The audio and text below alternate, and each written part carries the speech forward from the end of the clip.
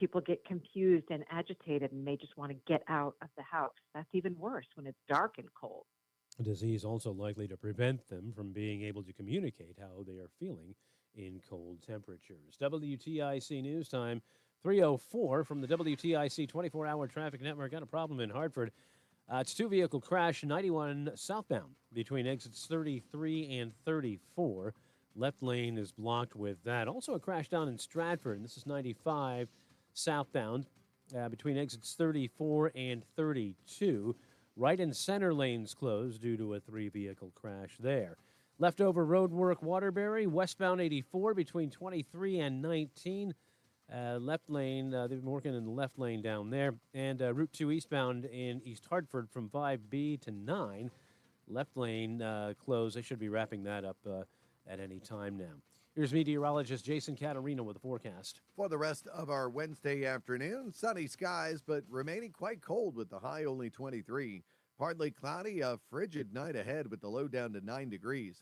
Partly sunny, some reprieve from the cold we've been dealing with as we head toward the end of the week. Now, still cold, but not as cold for Thursday with the high up to 32. Clear on Thursday night, the low down to 11. We'll get plenty of sunshine Friday to round out the week. Chillier, though, with the high down to 29. Heading into the weekend, sunny to partly cloudy on Saturday with the high right back to 29.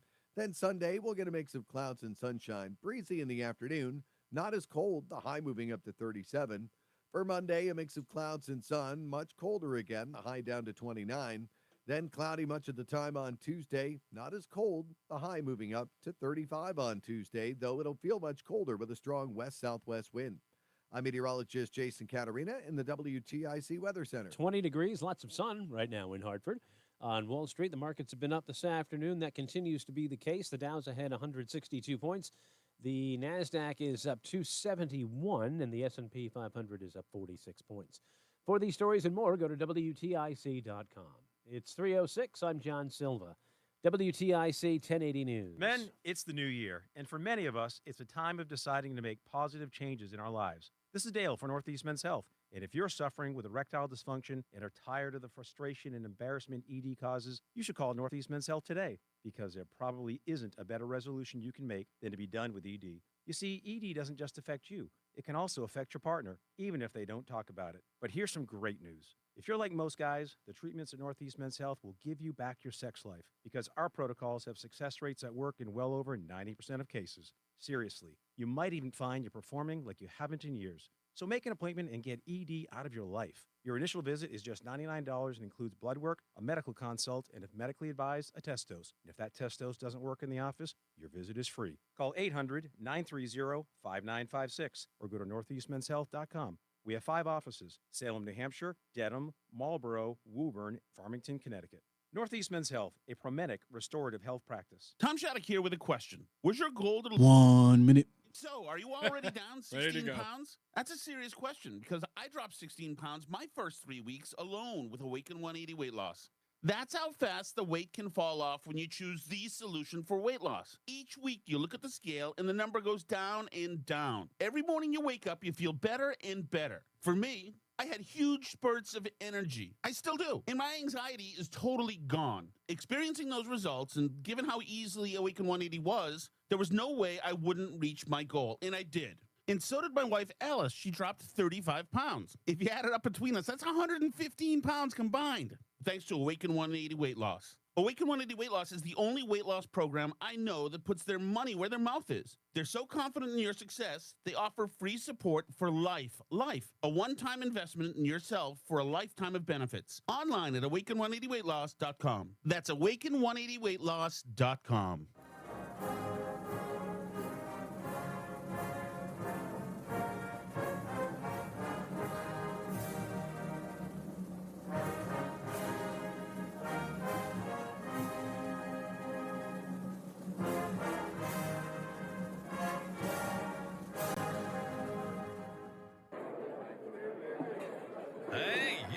Hey, shh, calm down. The show is about to start. Reese on the radio. Turn it up. Turn it up low. Turn it up loud. It's like a dream come true. Turn on your radio. Reese is on the radio. Yo, let's get it. Do to the nature of this program, discretion does not exist. It's Reese on the radio right now on WTIC News Talk 1080. Oh, I got to give that man an applause every time he plays it.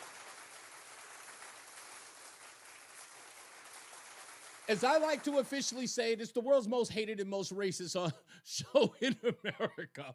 According to my detractors, Reese on the radio on NewsTalk 1080 WTIC, I have been called in my lifetime one of the most racist people in the world.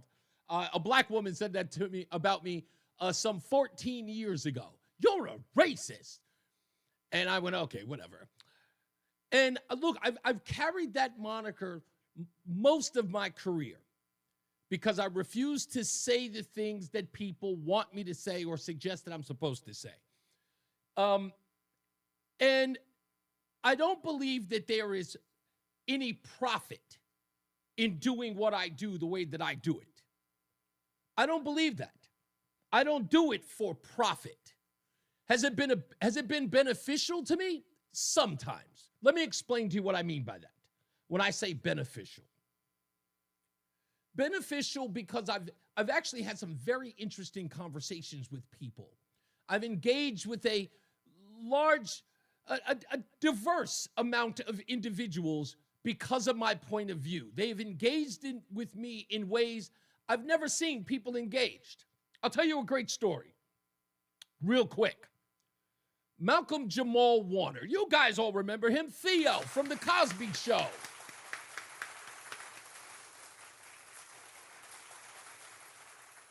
In 2016, before the election of Donald Trump, I got to talk to him about Donald Trump.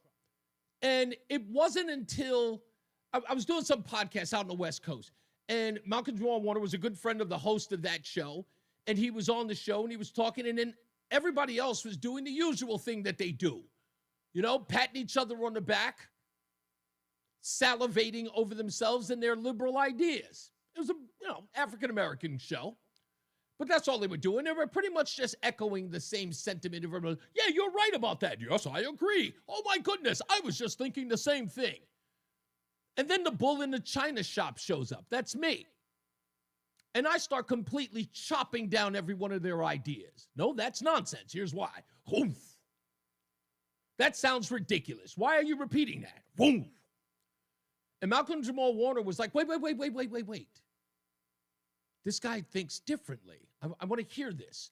And sure enough, that conversation, I enjoyed it. Malcolm Jamal Warner, one of the most, I would have to say, one of my favorite liberals I've ever had a conversation with, because at least he was willing to listen and open up his mind. At least that's what liberals used to do. But we're in a different place today.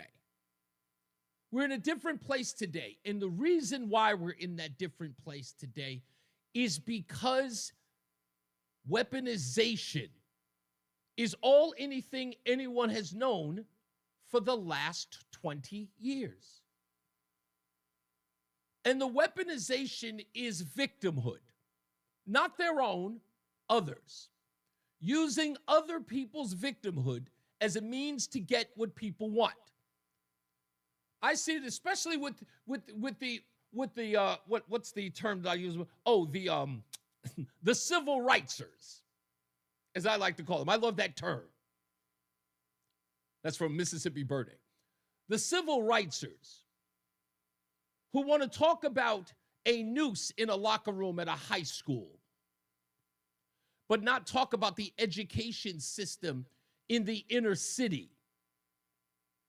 The fact that I've not heard from anybody from the civil rights organizations speaking up about the scandal that is the Hartford school system and Alicia Ortiz.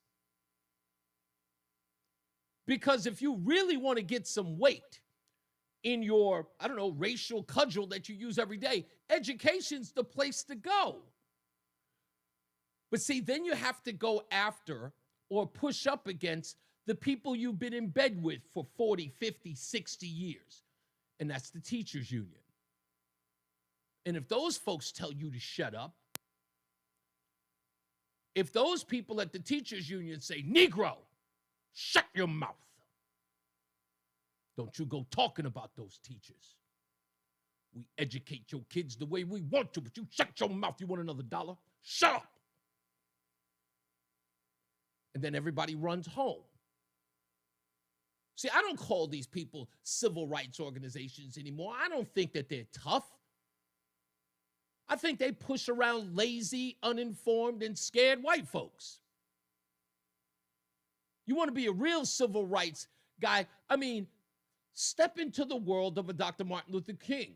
Step into the world of a Malcolm X. Step into a world where people were worried about losing their lives over what they believed in.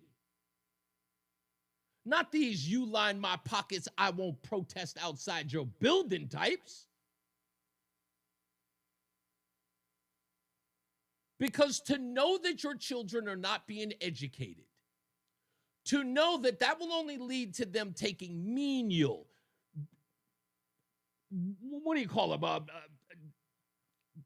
basic entry jobs, and never be able to advance, where you know, in a state like Connecticut, that rich, affluent, other kids, sure, a majority of them may be white, but just the ones who are affluent, who can put their kids in better schools, you know, those kids are going to get the six-figure jobs. But to know that your school system is giving your kids just enough education that they can figure out the change at a Wendy's cashier, and you do nothing about it. Why? Because the people you've been in bed with for so long told you, shut up. You want another donation from us? You keep your mouth shut, boy. Don't come at me talking about how you care about the plight of the black and brown, when you know that more and more of your children, the ones that you're supposed to be doing all of this for, are getting robbed in their schools. I mean, flat out robbed. You're taking opportunity away from them, and they don't even know that they're having that opportunity taken away from them. There's nobody coming to save them. And you're the people who took the mantle to do just that. You were the ones who volunteered. You started your organizations. You turned it into a 501c3 or a 501c4. You showed up when the cameras were rolling and you screamed, racism! And you all went home and you collected your dollars. But then somebody calls you and says, hey, there's racism over here going on in the school system. And you go, yeah, but let me get back to you. These parents are being robbed. These parents are sending their kids off to a school that doesn't care about them getting an education. And then you go on your stump speeches and you talk about our kids aren't getting a good education. We need more money. More money for what? You think we should spend more and more money for your kids to work at McDonald's? Because that's all they're qualified to do. That's all they're ever going to be qualified to do. I dare a teacher to come in here and tell me otherwise. I know there are good teachers out there. This has nothing to do with them. As we like to say in the hood, if it don't apply, let it fly. But if you're a good teacher and you know this is going on and you said nothing, you're just as guilty. Remember? Silence is violence. I didn't set that. You did. So I know the civil rights organizations are garbage. I know that they're clowns. Because this is the civil rights issue of our time. These kids are going to grow up poor for the rest of their lives. And they're going to blame the pandemic. And they're going to blame absenteeism. And they're going to blame the black and brown parents for not being involved.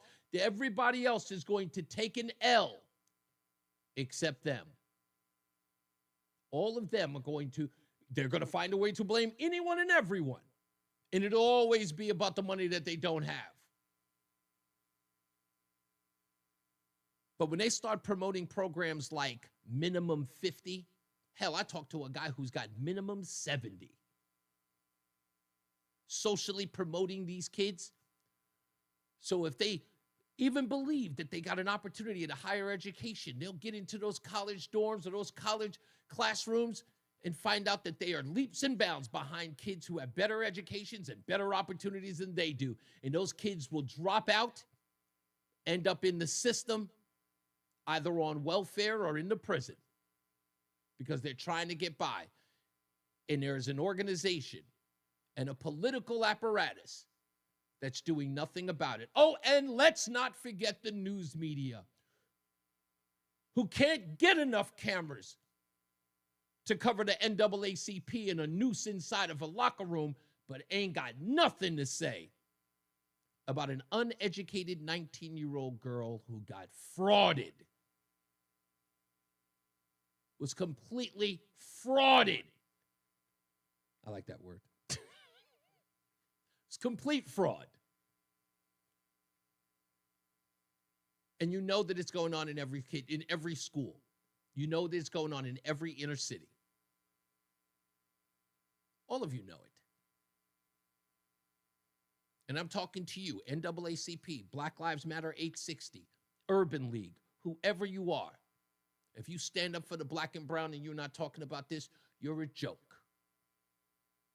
And I know you know that you're a joke. I understand that this education thing ain't profitable for you. I know there's no money in it. I know you guys come from the Al Sharpton School of Grifton. And to be honest with you, I want you to be angry at me about it. I want you to come for me. I want you to call me a turncoat. I want you to call me a sellout. I want it all. But I know that there are some people out there who are listening, who are in those communities that you call yourself serving. They're going to hear me and they're going to start asking questions about you too. When you come into town and you put up your tents and you start talking about how you're trying to help them help themselves. And they say, hey, what are you doing about the education system? Hey, what are you doing about the teachers who are not teaching our kids? What are you doing about our kids not getting a fair shot at life? What are you doing about that? What are you going to tell them? What happens when the funds dry up? You could get in on the ground floor.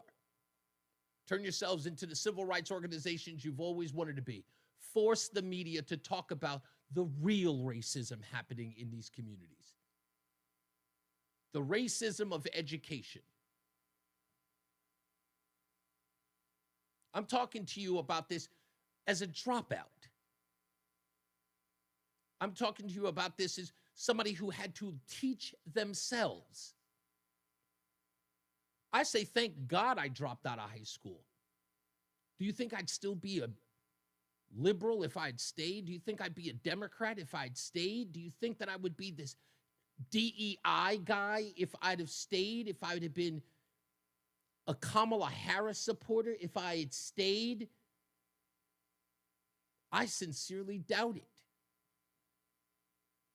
I think I probably would have gone in and saw it myself. I think that there's something innate in me that would have pushed back on that indoctrination.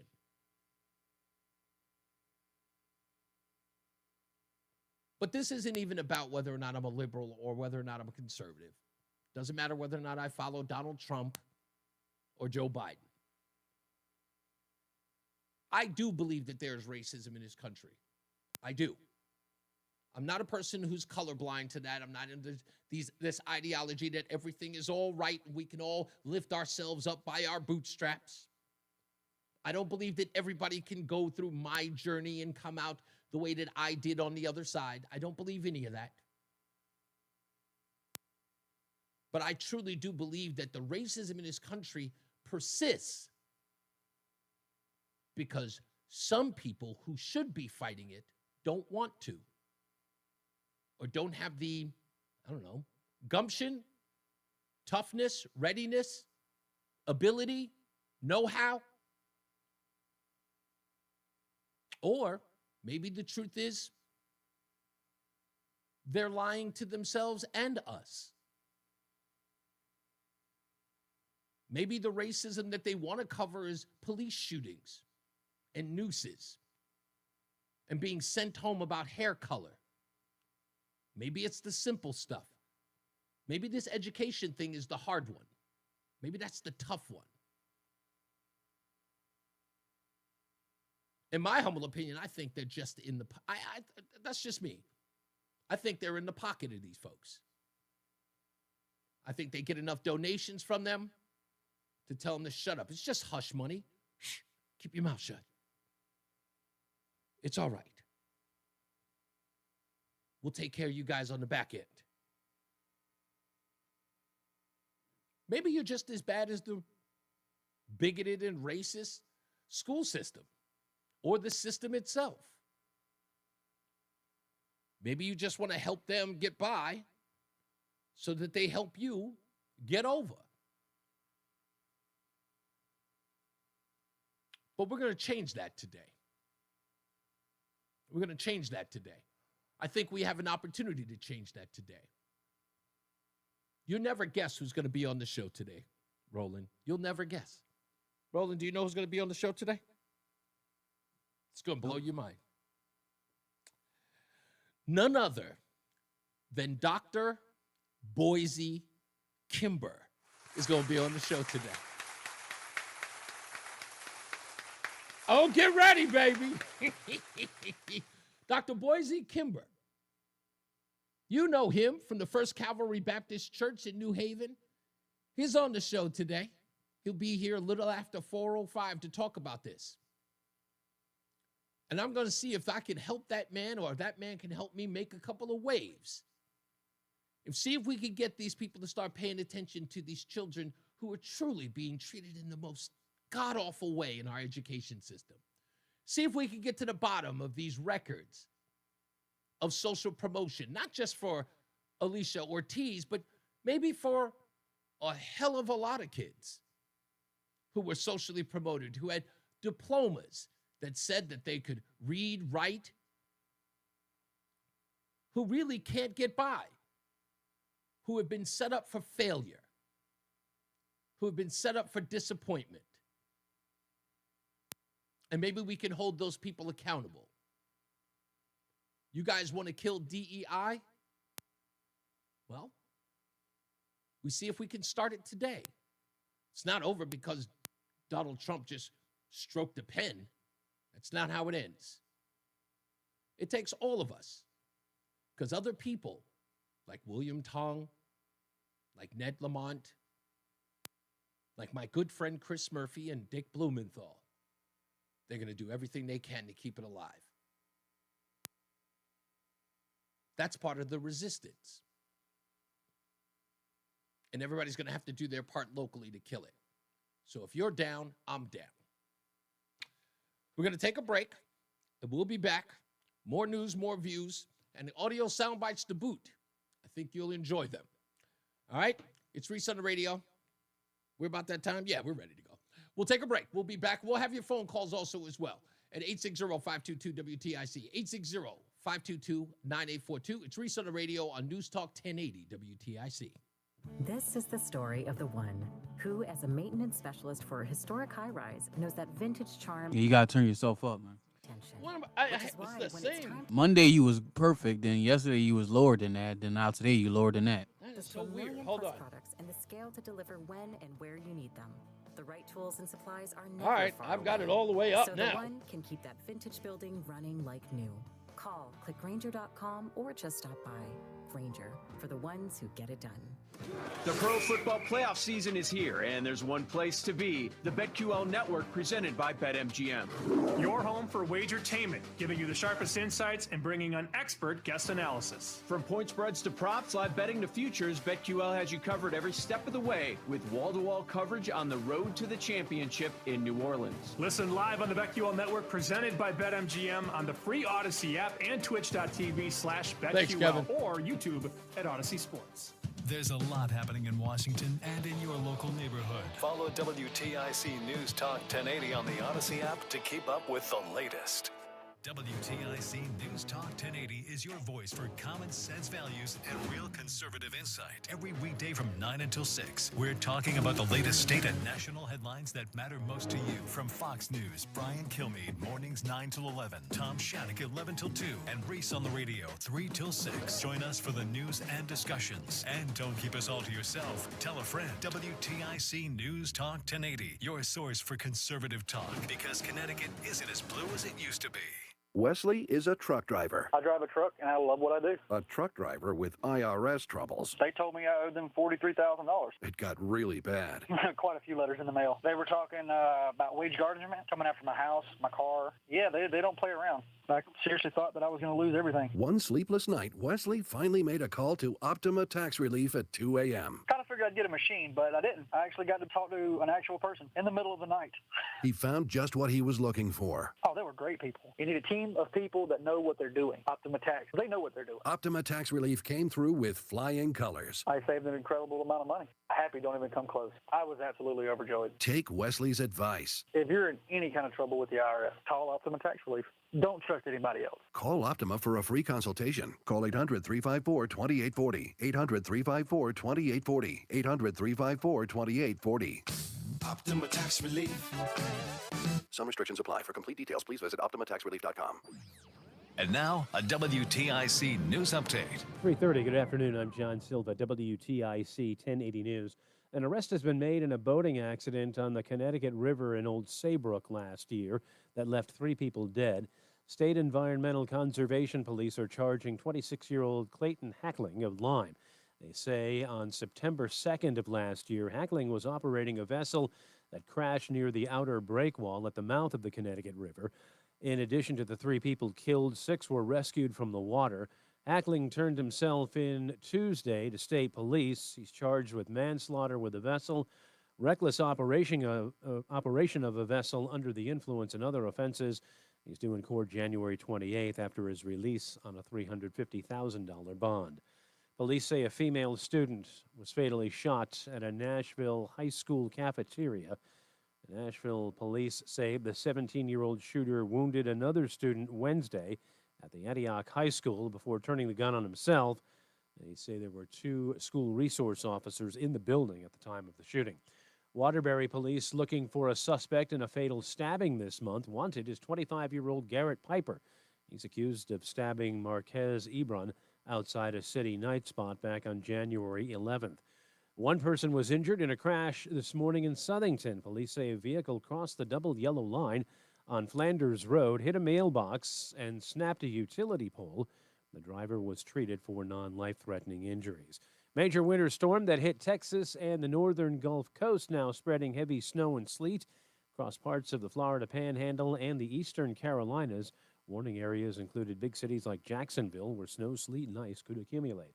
WTIC News Time 3:31. Here's Jason Caterina with our forecast. For the rest of our Wednesday afternoon, plenty of sunshine, but cold. The high only 23. Partly cloudy and frigid tonight with the low down to 9 degrees.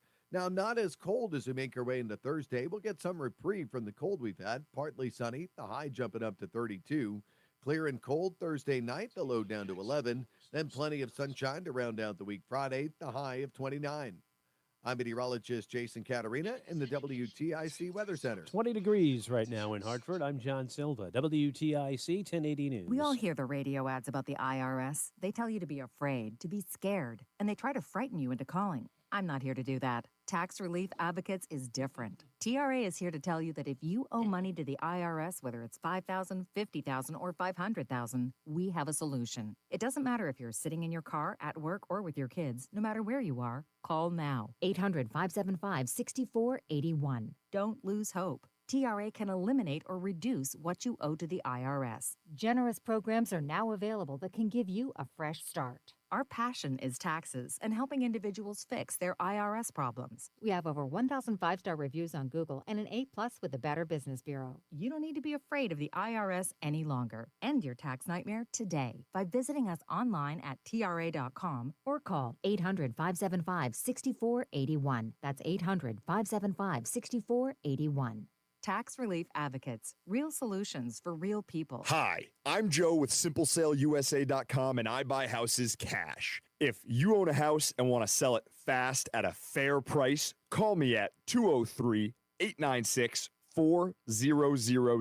I can pay cash and close in as little as 7 days. I buy houses in any condition, any price range, and more importantly, anywhere in Connecticut. I'm a private real estate investor who buys several houses a month, and I want to buy more. I buy inherited houses, divorce houses, behind in payment houses. I even buy my tenant won't pay me the rent houses. Do you own a house that is trash and needs thousands of dollars in repairs? Great, because I love buying junk houses. I buy vacant houses, abandoned houses, condemned houses, and even foreclosure houses. If you own a house and want to sell it fast, call me at 203-896-4000.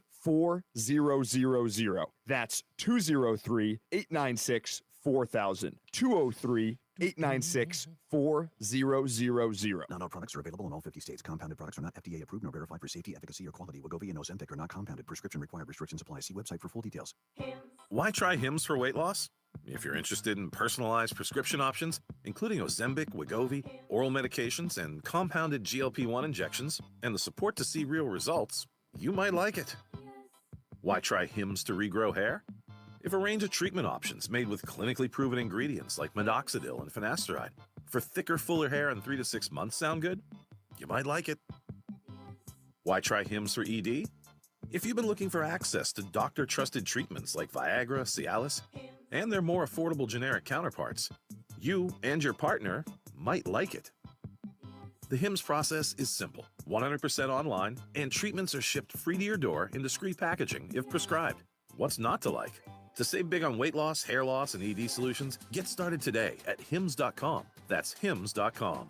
Diabetes, high blood pressure, anxiety meds, everyone's on them. If you're a 50-year-old male, maybe a bit porky, and you may even have type 2 diabetes, $1 million of term insurance may only cost you about $200 a month. Call Term Provider. Speak with Big Lou at 800-511-3535. Big Lou will find a term life policy for you even if you have type 2 diabetes, are overweight, or have high blood pressure. Term Provider has helped thousands of people like you who think they can't afford term life insurance. To buy $1 million of affordable term life for you, all you need to do is call Big Lou at 800-511-3535. Lou will make sure the scales are tipped in your favor. Call 800-511-3535. Big Lou will answer your call and work to fit you into a term life policy that you can afford. Remember, Big Lou's like you. He's on meds too. Call 800-511-3535, 800-511-3535, or biglou.com. Coverage varies by plan. 1 minute. InsuranceWarranty.com. Auto repair bills are through the roof. $3,000 to replace the transmission. $4,000 for a blown engine. And if your manufacturer's warranty is expired, you'll have to cover it all out of pocket. You need an Endurance Auto Protection Plan. No matter what the mileage, if your car is under 20 years old, Endurance can get you covered on the engine, electrical system, transmission, AC, drivetrain, and more. Endurance has plans for any budget. Repairs can be done at the certified mechanic of your choice, and they're paid directly with no middleman. Plans cover 24/7 roadside assistance, towing, battery jumps, fuel deliveries, tire changes, lockout services, and a 30-day money-back guarantee. Act now and get our elite benefits, including complete tire care and key fob replacement. A $2,000 value at no extra cost. With Endurance, you could never repairs again, so call now for your free quote. Call 800-253-6203. 800-253-6203. 800-253-6203. Reese on the radio, making sense of the news. Yeah, even when it makes no sense at all. Now on WTIC, News Talk 1080. All right, we're back. It's Reese on the radio on News Talk 1080 WTIC.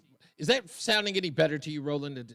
That's a little bit better. Okay, I'm just making sure. I'm doing whatever I can to make sure that the Emmy-winning producer, who knows all sound, knows exactly what my volume should be. I know. I'm sorry. I'm going to keep doing it until you get tired of it, which is probably where you are already.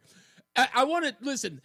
My whole opening monologue has to do with the fact that I just heard this yesterday after the show. Al Sharpton still screaming about DEI. The head of the Urban League still talking about DEI. It's as if none of these people lost an election. and didn't pay attention to the exit polls. But I want to give you a couple of examples. And again, this is exactly at the core where I know that this has everything to do with the grift and nothing to do with the policy itself. Because when you start telling companies, if you don't keep DEI, we're going to boycott you. Now, if I was any of those companies, I would have written a nice letter to Al Sharpton, and it would simply have gone like this. I would have said, "Dear Reverend Al, so signed so-so, signed such and such." That's what I said. Or maybe I would have given more detail so he can understand exactly what the letter's about. "Dear Reverend Al, I am responding to your recent threats to boycott my company because we are terminating DEI programs. Let me kindly respond to you by saying, so what?" Now, let me tell you why I would tell Al Sharpton, so what? And it sounds mean, but I'm just going to tell you the truth, okay? Let's take Nike as an example. And I'll even ask Roland on this one. Let's see if I can, he's got his ear to the streets. I'm not saying he's a street person, but he's got his ear to the streets. Just lay out a scenario for you. If you found out, or if the community that Al Sharpton is talking about found out that Nike was no longer doing DEI programs, would this affect the sale of Air Jordans in the community? It would not. And why wouldn't it, Roland? Why would it not affect them? Why would it not affect the sales of Jordans in the community? Because you got to have your J's, man. Right. Because it's supply and demand. No one's going to turn around and say, you know what? They don't support DEI. I no longer wear Jordans. Yeah, the people that wearing Jordans don't care nothing about that. Thank you. Thank you. Imagine if Louis Vuitton said, we're not doing DEI programs anymore. Do you know any women who would no longer purchase Louis Vuitton bags in the community, Roland? No, I don't even want to talk about that. My wife keep asking me for that. I'm like, I'm not paying that amount of money for no Louis Vuitton bag just because you like to watch it. All the girls on social media wearing it and saying how good the product may be or how cute it may look. I'm not paying for that crap. Exactly. But there's never going to be any such there's no such thing as, Louis Vuitton doesn't support DEI. Their material is crap. No one would do it, right? That's beyond, right? Your wife wouldn't immediately lose interest in Louis Vuitton bags because they don't support DEI programs, right? No. Okay. So that's my point. What was what was the company that did the blackface that time for the promo? Oh, I can't even think of who that was. It was like on the Louis Vuitton. I don't know if it was Gucci. Oh, you're talking about? I think it was Gucci. It was no. Gosh, the one that's associated with Adidas. But I want to say it's Bella. Balenciaga. Balenciaga. Yes. Okay. All right. Balenciaga. People still buying that. Still buying it. Exactly. And that's the reason why. And it's almost like this. I look at it this way. In fact, I gave this example to my wife earlier today. I said, if Nike eliminated DEI programs and Under Armour did them, the African-American community wouldn't stop wearing Nikes to go wear Under Armour. They just wouldn't. Nope. Right? Because although Under Armour is turning into a brand of itself, it's all I wear, it's all my family wears. We love Under Armour. But the bottom line is that I know culturally Nikes are synonymous with hip-hop and urban style. It just is. And Under Armour there would be no Under Armour right now if it wasn't for Steph Curry and The Rock. Exactly. So those two took it to a whole nother level. Exactly. So I look at it and I say, now, my wife and I also came to this determination. And again, this is just a cultural thing. You can go to a school that has half white, half black, or you can go a third black, a third white, and a third Hispanic, right? Or break them up in quarters, black, white, Hispanic, and Asian.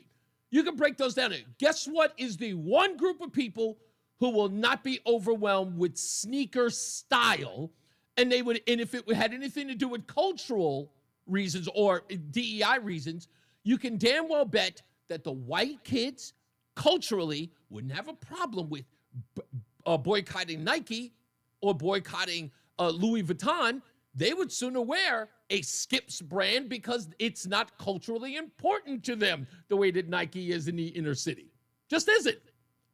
So a kid's going to wear a pair of sneakers that no one even knows. They'll wear Vans or they'll wear DGs. Those guys will wear, it's not a cultural thing. So when Al Sharpton starts talking to these companies saying, we're going to boycott you if you don't have DEI programs, you've got to convince the community, Al Sharpton, that you represent, not to purchase those items. And they are going to tell you, like Murdoch did in Lethal Weapon, go spit. They are not interested. Here is my example. Richie Torres, Democrat, congressman from New York, black Hispanic male, asked on Morning Joke, how are you feeling about DEI programs being done away by this president? So, Congressman, you spoke about how just now the Democrats have lost at least a portion of their base, this idea of the black, brown, and white voters together. But yet at the same time, we are seeing just now from the new administration memos going out to federal agencies last night saying to pause, to put on leave anyone who they deem a DEI hire, which it is being interpreted as the first step towards eliminating those people. So get us, first of all, just those positions. So give us your reaction just to that news, but also how do you then rectify this? How do you square the circle here from more voters leaning towards Trump, even as his administration takes these steps? Look, I disapprove of the actions of the Trump administration. And for me, Trump lacks the character to be president of the United States. But I'll speak bluntly. I'm just not aware of I've never had a constituent tell me that his or her highest priority was DEI. My constituents tell me we're concerned about crime rates, about the cost of living, about housing. We want you to focus on those issues. And so that's where my priority is going to lie.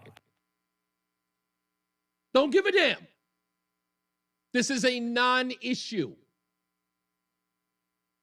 And again, you had Chris Murphy talking about how we need to have those conversations, right? The real tough conversations. Well, Chris Murphy, here's an opportunity to talk to your people and say, let the DEI thing go. Let it go. I know you civil rightsers need it as a cudgel, but it's not working. Your people don't care. No one else cares. You got to back away from it. No one cares about it.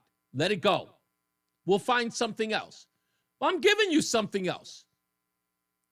If you guys, let me put it to you this way.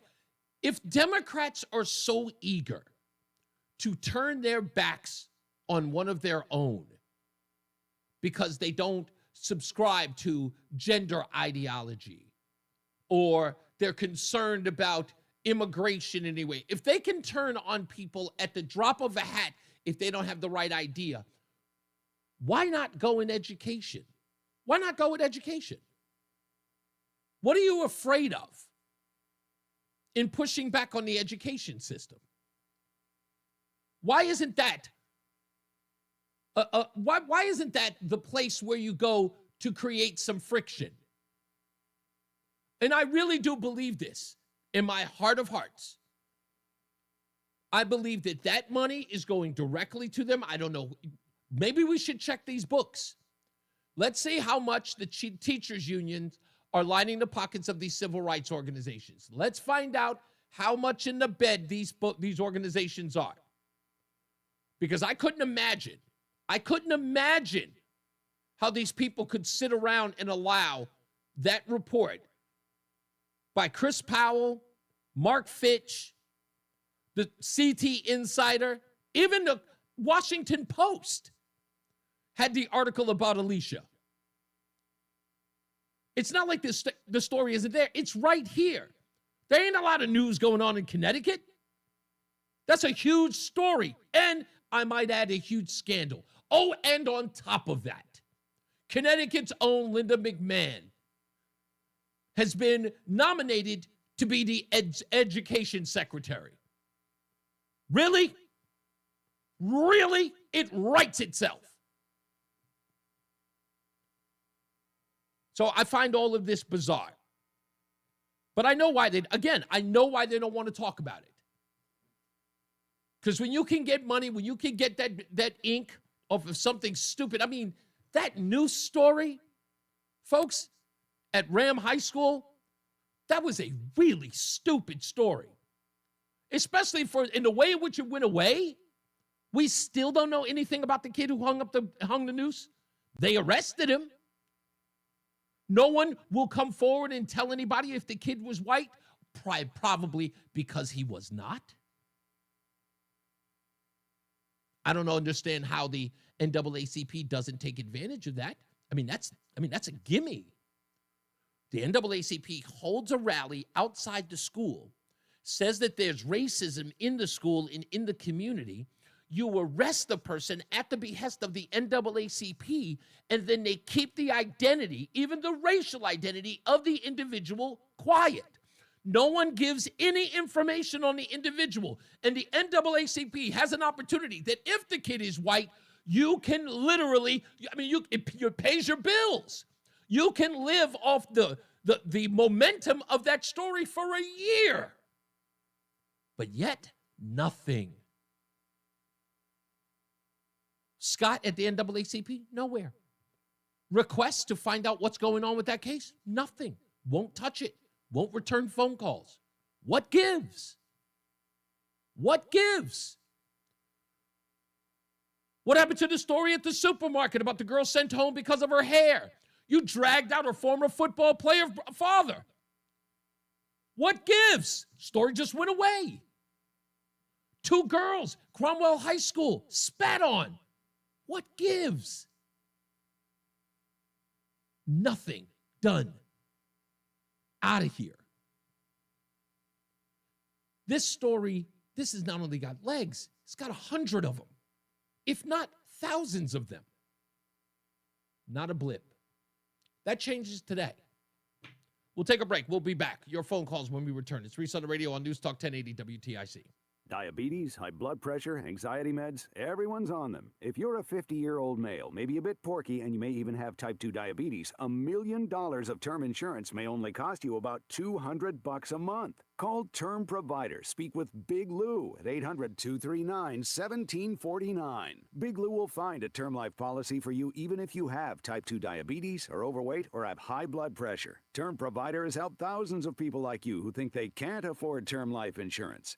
To buy $1 million of affordable term life for you, all you need to do is call Big Lou at 800-239-1749. Lou will make sure the scales are tipped in your favor. Call 800-239-1749. Big Lou will answer your call and work to fit you into a term life policy that you can afford. Remember, Big Lou's like you. He's on meds too. Call 800-239-1749, 800-239-1749, or biglou.com. I want to learn how to cook, but I keep ordering takeout. I plan to rearrange my closet, but I stopped after picking the clothes up off the floor. Accomplishing goals is hard, but when your goal is to learn a new language, Babbel makes it easy. In just 15 minutes a day, Babbel's award-winning language learning app will help you start speaking another language. Start having conversations in as little as 3 weeks. Comment tu t'appelles? Comment tu t'appelles? Vous êtes où? Vous êtes où? Babbel's bite-sized lessons make it easy to learn words and phrases you'll actually use. So when someone asks, "How's your French going?" you can say, Babbel est amusant et facilite grandement l'apprentissage d'une nouvelle langue. Et cela ne prend que 15 minutes par jour. when you want to really learn another language, it starts with Babbel. Babbel, language for life. Celebrating 10 million subscriptions sold. Now try Babbel for free at Babbel.com. Just go to Babbel.com and start learning a new language today. That's Babbel.com. Babbel.com. At University of Maryland Global Campus, we give our students where credit is due. Credit for deciding in the middle of rush hour traffic to go back and get their bachelor's and a promotion. Credit for managing 3 kids, 2 dogs, and a full-time job to pursue an MBA. And credit for serving in the military by day so they can study cybersecurity at night. For over 75 years, we've been helping students receive the credit they deserve. With more than 135 degrees and certificates, students at UMGC can use prior learning or relevant experience to earn up to 90 credits toward a bachelor's, and graduate students can transfer up to 12 credits toward their master's. At UMGC, you'll find everything online to hybrid courses, lifetime career services to scholarship opportunities, making your education journey flexible, fast, and affordable. Apply now and All right, here we go. classes start February 12th. Learn more at umgc.edu. Certified to operate in Virginia by Chev. President of the Chris Murphy Fan Club, Reese on the radio on News Talk 1080 WTIC. And if you want to join that fan club, just reach me at reeseontheradio.com. That's REESE on the radio.com. Tongue in cheek as it may be. Let's get to the phones real quick. 860-522-WTIC. Let's go to Tom. He's in Watertown. How you doing, Tom? Hey, Reese. How you doing? I'm doing well. Here's a good one for you for Murphy and the DEI. Any Murphy, or actually anyone who supports the DEI. Two very quick questions. One, you or your child needs open heart surgery. Do you want the best qualified doctor or the DEI hire?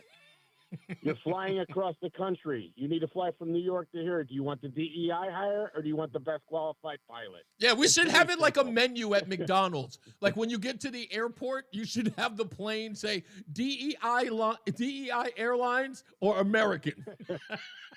It's that simple. And you watch how fast it turns. Have a good one. Always a pleasure. Thank you, man. Always, always. Thank you, sir. Real quick, let's go to Ken. How we doing, Ken? Hey, Reese. How you doing today? What's up, sir? Not much. I got two things. First thing on the DEI hire, going back to what that L.A. Fire Department person said, you know, about, well, your husband got in a bad place. I gotta rescue him. You know, I mean, that's a little crazy. I want the best qualified, period. I think I think everybody wants that, to be honest. But go ahead. I'm sorry. Yeah. Yeah, no problem. Second thing, I don't know if you've talked about it the last couple of days because I haven't been listening to the radio, but in regards to President Trump's pardons of the J6ers. Yeah, I talked about it briefly yesterday. A lot of people are complaining about that, but yet they're not complaining about the pardons that former President Biden gave out. One of them was to Adrian Peeler. Yep. Who is in jail in Bridgeport. I don't know who has a long memory. I do because I was working Department of Correction back then. Adrian Peeler is in jail because his brother directed him to murder B.J. Brown, a little 8-year-old boy. That is correct. Who was going to be an eyewitness at his trial. That's right. And killed the mother as well. And President Biden pardoned him. Yeah, we have a long I have a long list to go into at the 5 o'clock or the 4:30 break. But you're 100% right. I'm glad you brought it up. Thanks. Next time you get on the phone with Governor Lamont, ask him to defend that one. Indeed, you're 100% right. Right, because it's right in his backyard. Thank you so much, sir. All right, thank you, brother. You have a good one. Thank you, man. You too. It's a lot of these lists. I'm getting these lists of people that are blowing my mind. I got to tell you, blowing my mind. I've got some audio with Mark Wayne Mullen. Again, here's a little bit of it. Remember the 37 murderers that he commuted their sentences?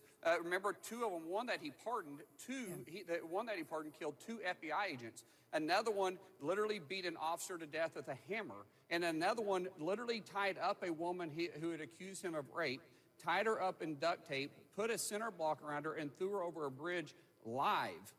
Yeah. Yeah. And you see, these people in the news media going, yeah. We'll talk about that much later. All right? Stick around. We'll be back. But let's get into our first check of the traffic, I should say, this afternoon with Mark Christopher in the BPS Traffic Center. How we doing, Mark? Hey, Reese, good afternoon. We're doing pretty well on the road. South of 91, just some delays, 34 down to 33. Jennings Road in Hartford, north of 91, no problems. Cromwell up into the Windsor exits. If you are traveling on the westbound side of 84, just a little slow coming out of the tunnel up to 47 Sigourney, 84 eastbound, some slow traffic, 46 into the tunnel. 291 eastbound, tight from I-91 over to just about exit 4 in South Windsor. 2 eastbound's okay, Glastonbury to Marlboro. 9 northbound, slowing Harbor Park up to the Aragoni Bridge. 84 westbound in Waterbury, delays 25A up to exit 23. If you're heading toward New Haven, 91 in the Parkway wide open. Traffic and weather together on the 8 WTIC News Talk 1080. WTIC weather. For the rest of our Wednesday afternoon, sunny skies, but remaining quite cold with the high only 23. Partly cloudy, a frigid night ahead with the low down to 9 degrees.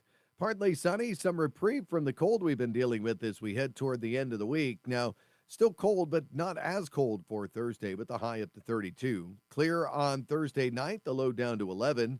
We'll get plenty of sunshine Friday to round out the week. Chillier, though, with the high down to 29. Heading into the weekend, sunny to partly cloudy on Saturday with the high right back to 29. Then Sunday, we'll get a mix of clouds and sunshine. Breezy in the afternoon, not as cold, the high moving up to 37. For Monday, a mix of clouds and sun, much colder again, the high down to 29. Then cloudy much of the time on Tuesday, not as cold, the high moving up to 35 on Tuesday, though it'll feel much colder with a strong west-southwest wind. I'm meteorologist Jason Caterina in the WTIC Weather Center. Get a head start to your day with WTIC News Talk 1080. Listen to us live on the Odyssey app before you even hit the road. Get the breakdown on the biggest news stories that Connecticut is talking about. To get started, download the Odyssey app and search for WTIC News Talk 1080. WTIC is 99 and throwing a year-long celebration.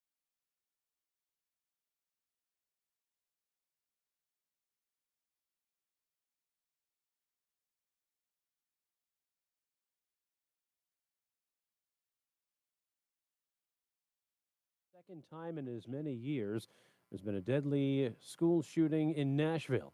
CBS's Jim Krasula with the details. Police say a 17-year-old boy killed himself after shooting 2 girls, one fatally, in a high school cafeteria in the Antioch area of Nashville, Tennessee. Police spokesman Don Aaron. There were 2 SROs in the building. They were not in the immediate vicinity of the cafeteria when this happened. Back in March of 2023, a shooter killed 3 9-year-olds and 3 adults at a private Christian elementary school, also in Nashville. Jim Krasula, CBS News. Former President Biden has granted clemency to a Bridgeport man implicated in the murder of a mother and her 8-year-old son in 1999. Here's WTIC's Morgan Cunningham. Adrian Peeler, convicted of conspiracy, served time on a 25-year sentence in state prison before beginning a 35-year sentence on federal drug charges in January 2022 in connection with the execution-style killing of an 8-year-old boy, Leroy B.J. Brown, and his mother, Karen Clark, in 1999. The little boy had witnessed a shooting and was going to testify before those killings happened. Now, President Biden's clemency order on drug charges issued on January 17th says Peeler's federal sentence will end February 17th. Connecticut U.S. Senator Richard Blumenthal, in a statement, says it appears someone dropped the ball on the case. The Connecticut Republican Party, in another statement, calls it a shameful decision that leaves them standing with the victim's family, who have been blindsided by what they're calling a miscarriage of justice. Morgan Cunningham, WTIC 1080 News. It's a back and forth that could go on much of the legislative session. State Republicans are now offering their plan to reduce electric rates. Last week, Democrats released their Ratepayers First Act, a plan to study ways to reduce consumer electric bills. Now, Republicans say they're offering more specifics. Their updated 6-point plan would eliminate the controversial public benefits charge and pay it off through the state surplus. State Rep Tracy Morris says it would also eliminate incentives for buying electric vehicles. We talk about the incentives that we have for some of the programs out there that would add to our demand on the grid. We need to eliminate those, and those are including the electrical vehicles. Republicans also want to find ways to increase the state's supply of natural gas. Democrats say they'll work with anyone with a good faith proposal. Dave Mager, WTIC 1080 News. An arrest has been made in connection with a crash of a boat on the Connecticut River in Old Saybrook last year. Under arrest is 26-year-old Clayton Hackling. Encon police say Hackling was operating that vessel under the influence when it crashed near a breakwater. 3 people died, 6 had to be rescued from the water. Hackling is due in court later this month. In Southington, person was injured in a rollover crash this morning in town. About 10 o'clock, officers located a vehicle on its roof In the area of Flanders Road, they say the SUV was headed northbound near Landing Street when it crossed the double yellow line, hit a mailbox and then a utility pole. That pole snapped at the base as a result of the collision. Driver of the car was taken to the hospital for treatment of non-life-threatening injuries. More U.S. troops are headed to the southern border. U.S. officials tell CBS News the Pentagon is sending up to 1,500 additional active duty troops to the U.S. border with Mexico. The troops would add to the 2,500 service members already there, along with members of the Texas National Guard who have been supporting Customs and Border Protection. That's reporter Eleanor Watson. Border agents have been told to deport migrants who enter the country illegally.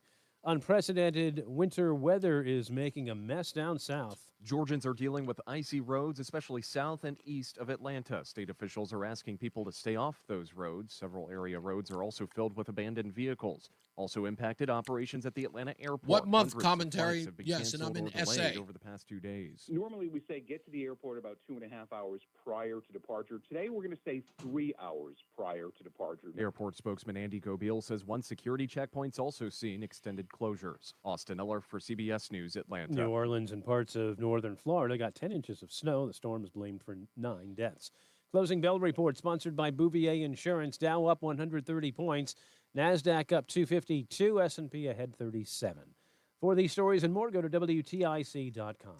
I'm John Silva, WTIC 1080 News. Hey, it's Tom Shattuck, who, like me, learned Thanks, how Chuck. easy losing weight could be with Awaken 180 weight loss. After meeting with the staff at Awaken 180, I thought they took everything about me into consideration and said, okay, based on where you want to be, what your goals are, here's what you should do. They laid it out for me.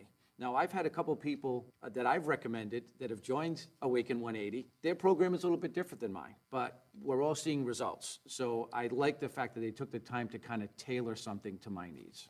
I looked forward to going on Mondays for my weigh-in. They're very welcoming. They knew who I was just after the first visit. They looked forward to seeing me. And it was almost like just coming home to a family. I mean, it really felt like they were all my sisters. I really look forward to it. I'll go back once a month now that I'm on maintenance, but they're true professionals, and they're very, very nice people. Nice people who genuinely care about your success. All right, here we go. First step and reserve your January consultation today. Awaken180weightloss.com. The hour that packs a punch. It's Reese on the radio on WTIC News Talk 1080. All right, it's Reese on the radio, News Talk 1080 WTIC. You know what it's time for. This could very well be the stupidest person on the face of the earth. Do I look that stupid? Yes, you do. One of my favorite movies to watch anytime it's on basic cable. I never seek this movie out, but when it comes out on, I think it's TBS, it's on usually, is Groundhog Day with Bill Murray. I understand there was even a Harvard University class on that movie. It's sort of like a philosophy class that talks about what exactly Bill Murray's character is going through when he keeps going back into this time warp every morning at 6 a.m. But anyway, that being said, Puxatawny Phil is, of course, the theme of Groundhog's Day as well. But PETA has a problem with Puxatawny Phil. Go to reeseontheradio.com. That's REESE on the radio.com to find out what they would like to, PETA, the People for the Ethical Treatment of Animals, what they would like to change the groundhog to on Groundhog Day. It has got to be the dumbest thing I've ever heard in my entire life. That's why it's called the stupidest thing that I read today. It is absolutely alarming. Coming up, we have Dr. Boise Kimber, who is the senior pastor at the First Cavalry Baptist Church in New Haven. He and I are going to have a conversation about the school system, Ashley Ortiz, about the civil rights movement of our time. And we're going to talk to him to see if he can get the ball rolling with me and many others to get our education system to stop cheating black and brown kids in Hartford, and if not, all of Connecticut. Right after we come back from the BPS Traffic Center with Mark Christopher. How we doing out there, Mark? Hey, Reese, thank you very much. Good afternoon to you. Good afternoon, everyone. If you're heading into Hartford, look for delays southbound 91 from exit 34 down to 33. Jennings Road, northbound side 91 moving well. Cromwell through downtown up into Windsor. If you're traveling on the eastbound side of 84, some slow traffic 46 Sisson Avenue into the tunnel. Eastbound, again, a little tight 84 eastbound on the East Hartford Manchester line up by exit 59 into 384 interchange. Westbound 84 slowing. Tunnel out to 47 Sigourney. 291 eastbound is tight from I-91 over to the Bissell Bridge as you move into South Windsor. 2 eastbound, okay, Glastonbury to Marlboro. 9 northbound, slowing Harbor Park to the Aragoni Bridge. 84 westbound in Waterbury, some slow traffic. 25A up to exit 25. If you are traveling in toward New Haven, that's a good ride. 91 in the Parkway, no issues. Traffic and weather together on the 8th. WTIC News Talk 1080. WTIC weather.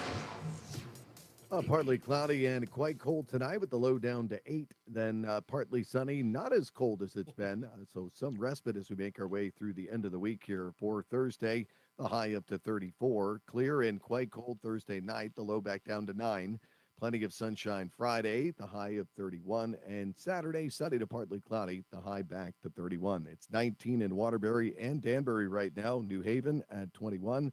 19 in Hartford. I'm meteorologist Jason Caterina in the WTIC Weather Center. Join us this Sunday for Tumulo Financial, your go-to for retirement planning and taxes. Tune in to the father and son duo from 7 a.m. to 8 a.m. or catch the replay from 5 to 6 p.m. Tumulo Financial Retirement Planning with Integrity on WTIC News Talk 1080. Hey, basketball fans. It's Liam McNeely, your new freshman recruit. On the court, I know the power of teamwork. It's not just about one player. It's about the whole team coming together to win. That's why I trust the law firm of Brown, Panderis, and Scott. With Brown, Panderis, and Scott, you get more than just a lawyer. You get a team of dedicated professionals fighting for you, working together to make sure you get the best results, just like we do on game day. Remember, when it comes to your legal needs, choose the team that knows the value of teamwork. Visit bpslawyers.com. They're here to win for you. I had the worst dream last 1 minute. car crash, and the kids and I were on our own. We had to move out of the house because I couldn't afford it anymore. It's awful, hon. My brother was saying he got life insurance from Ethos. With Ethos, it only took 10 minutes, and he got $2 million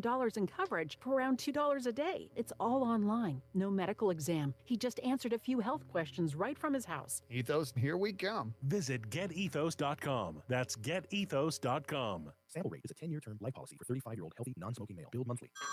Hey everyone, it's Ted from Consumer Cellular, the guy in the orange sweater, and this is your wake-up call. If you're paying too much for wireless service, you don't have to keep having that nightmare. Consumer Cellular has the same fast, reliable coverage as the leading carriers for less. And for a limited time, new customers receive their second month free when they sign up and use promo code SECONDFREE by January 26th. So why keep spending more than you have to? Seriously, wake up and call 1-888-FREEDOM or Here we go. cellular.com. Taxes, fees, and other third-party charges will apply. See website for additional details. It's Reese on the radio. And don't say we didn't warn you on News Talk 1080 WTIC.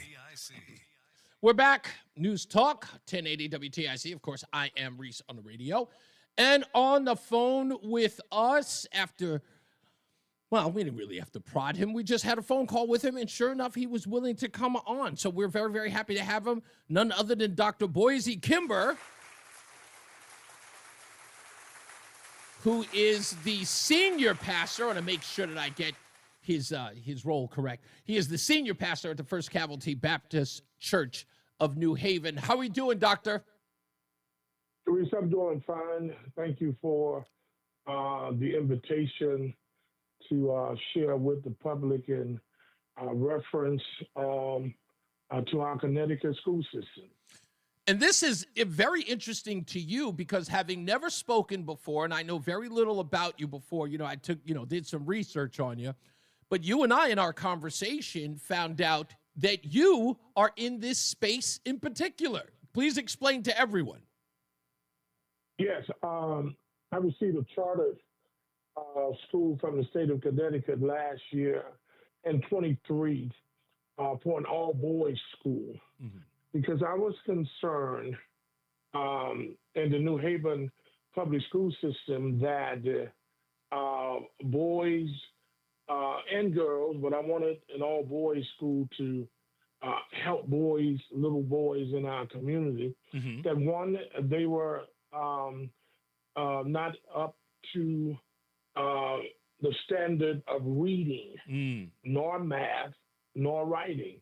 And so I'm an advocate for education and an advocate for our children learning how to read and learning how to do math. I mean, if you look at the test scores when it comes to reading and math, the inner city is faring under the scale of our kids who are in the inner city, learning how to read and learning math, especially when when COVID was there, right? And COVID came. It's been a major problem since they have gone back to school. Yeah. The learning loss levels after COVID, especially in the inner city, I mean, it pales in comparison to the failure or the learning loss that happens in other communities. I mean, if they are wealthier, if they have more resources, of course, and it has nothing to do with race. It just has to do with access, right? So even if you're a black kid, if you're in a well-to-do community with a much more vibrant school system, even those black kids in that community fare better than the ones in the inner city who don't have the means or the opportunity. So that level go ahead, I'm sorry. I think the state board of education gave millions of dollars to schools during COVID to help in the area of reading and math. I certainly would like to see the scores since COVID and to see how they did. Kids actually did. Let me hip you to what I found out after talking to plenty of teachers. And I've done some research on this, and this is the reason why I've kind of been on this campaign, Dr. Kimber, and that is the teachers who have told me that the response to COVID and the learning loss there, instead of getting those kids up to snuff, is to give them this what's called minimum 50. And what I found out in Texas, it's as high as minimum 70. Whether the kid shows up to school or does the grade or the school work at all, it is a minimum 70. And so I'm saying, even if a kid is coming in and let's say the kid is there every day of the school year and he is only getting a 50%, let's say he's only performing at a 55 or a 45 level, the school mandates that student get a 70% in Texas, a 50% in Virginia, right? A 50% in Connecticut. That's what the minimum 50 program, it's whether the kid shows up or not. But if they are below that 50%, the only way the kid gets more than 50% is if he actually does more than 50%. But a kid doesn't even have to arrive. I don't know where that came from. I don't know whether it is the inability to make up. I'll tell you where it came from, Dr. Kimber. It came from the inability to make up for the learning loss. It's cheating. That's all it is. That's what it came from. It came from, there's no way we're going to make up the ground we lost in the education system. So we'll just screw the whole thing over and give everybody a minimum 50 so we can funnel them through. And then when we're finally done with this batch of kids, we'll start from scratch and do it normally. This is nothing more than just funneling people through the system. So what that means is that we have almost 10 years to funnel kids through the system and give them that 50 points or 50%. Right. And it comes back to the fact that we send our kids to school to learn the basics of reading and writing and math, and it is not happening. And so I think we have to define why it is not happening, and the state, in the state board of education, are putting millions of dollars into reading, into math, and putting millions of dollars into truancy to find kids who have these absenteeism. And so we got a major problem here. Clearly. We're pushing kids through school who do not have the skills nor the ability.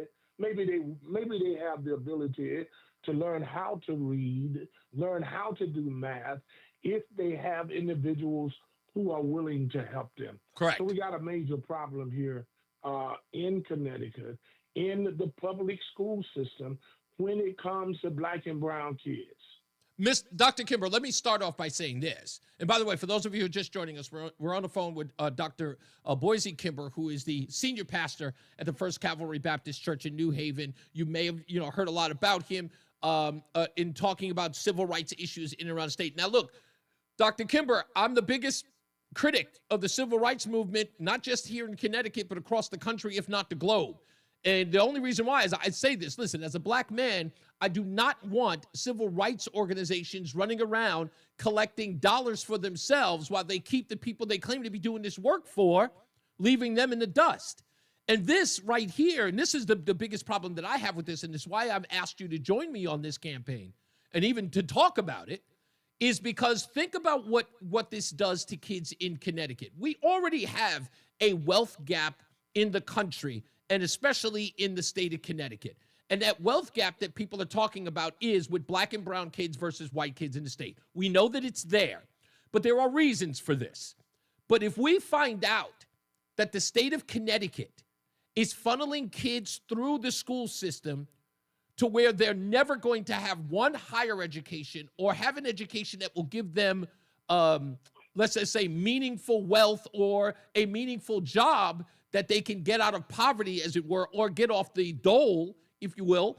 All of that, everything that they're doing is ensuring that these kids become a permanent underclass in the state.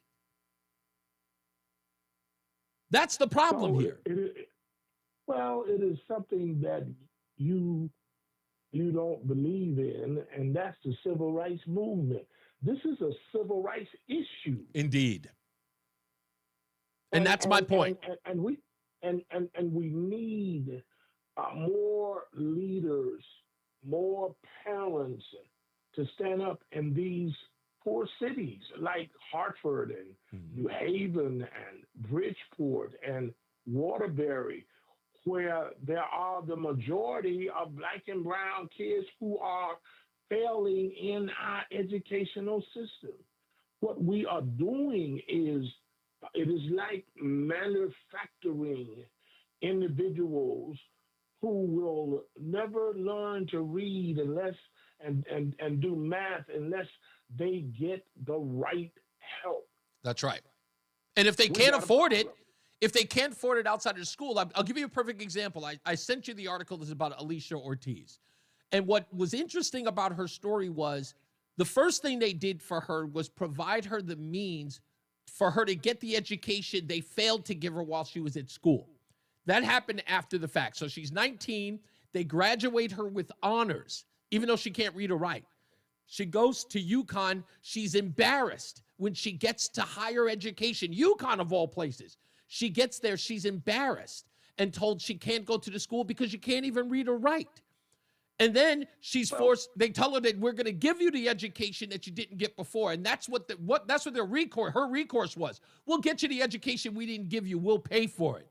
But wait a minute, there's a lot of time and struggle that young lady went through and a lot of time lost. She's going to be starting at square one at age 19. You have no idea how far back she's going to be by the time she's 30. Here's what I see. You cannot blame UConn.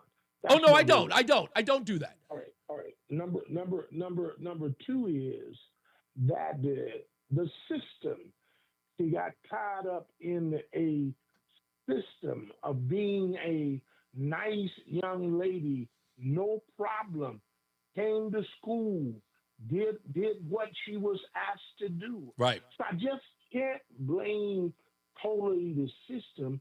I gotta say, where were the parents? Did they go to teachers' meetings? Did they check the homework? did they not know that their daughter could not read? Yeah, and I have an answer for you. Now, I've even pressed you on that, and that is a reasonable question to ask, Dr. Kimber. So I did ask her lawyer about that. It turns out, and again, this is an isolated case, so I don't want to say this is throughout the thing, but in her case, Alicia's mom is and she moved to Hartford, Connecticut. She still does not know how to speak English. She still speaks Spanish. She moved to Hartford, Connecticut because she understood that the school system in Hartford was, bar none, the top of the heap. So she was really confident that her daughter would learn in the Hartford schools. And her mother could not help her because her mother not educated as well. Now, we have that. And you know this more than I do, Dr. Kimber. We have a lot of people who have children inside Hartford, New Haven, Bridgeport who are not educated themselves, putting their children into an education system that is not teaching them. And you have parents who cannot check up on a kid's homework because they don't have the means to even check those kids' homework to find out if they are learning anything or doing well in their grades. Now, I'm not saying that's for all children, but a lot of people, in essence, this is what I mean by saying it's systemic. You have a group of kids who are raised in a system that hasn't even taught the parents because, in essence, it's generational. This is the permanent underclass I'm talking about. All they're doing is breeding more and more underclass. That's what this system is doing. So when you ask the question, and other civil, hold on one second. When you ask the question, and other people in the NAACP keep asking, why do they keep doing this to us? It's because this is the thing that's never addressed. The key out of poverty is education. And if the kids in the inner city aren't getting it, they're never going to get out of it. I think I can agree with the fact education is the gateway to freedom. Yes. For Black and brown kids. They're building jails right now for, waiting for them to show up. Third grade, and so we do have a major problem. Can we solve this problem? Well, this problem was somewhat dealt with Brown versus Board of Education back in the day, and dealing with kids getting a fair education. I think that the problem is probably going to get worse before it get better, but it's going to have the people who are in positions to raise the issue about reading and math and writing in this state. Go ahead. I'm sorry.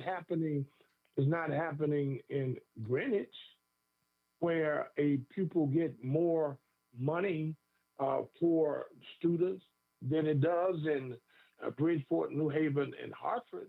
It's not happening in some of these other surrounding towns. But why does it happen in the inner city? I think it's because there's a negligence on all fronts. I believe, again, this is my issue. This is what I believe. And again, I know it gets me backlash.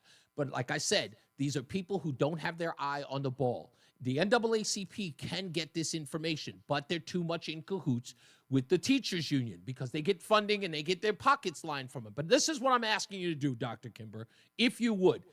We need to call on these school systems. If indeed we believe it to be true, we need to get these school systems to open up the books on our kids.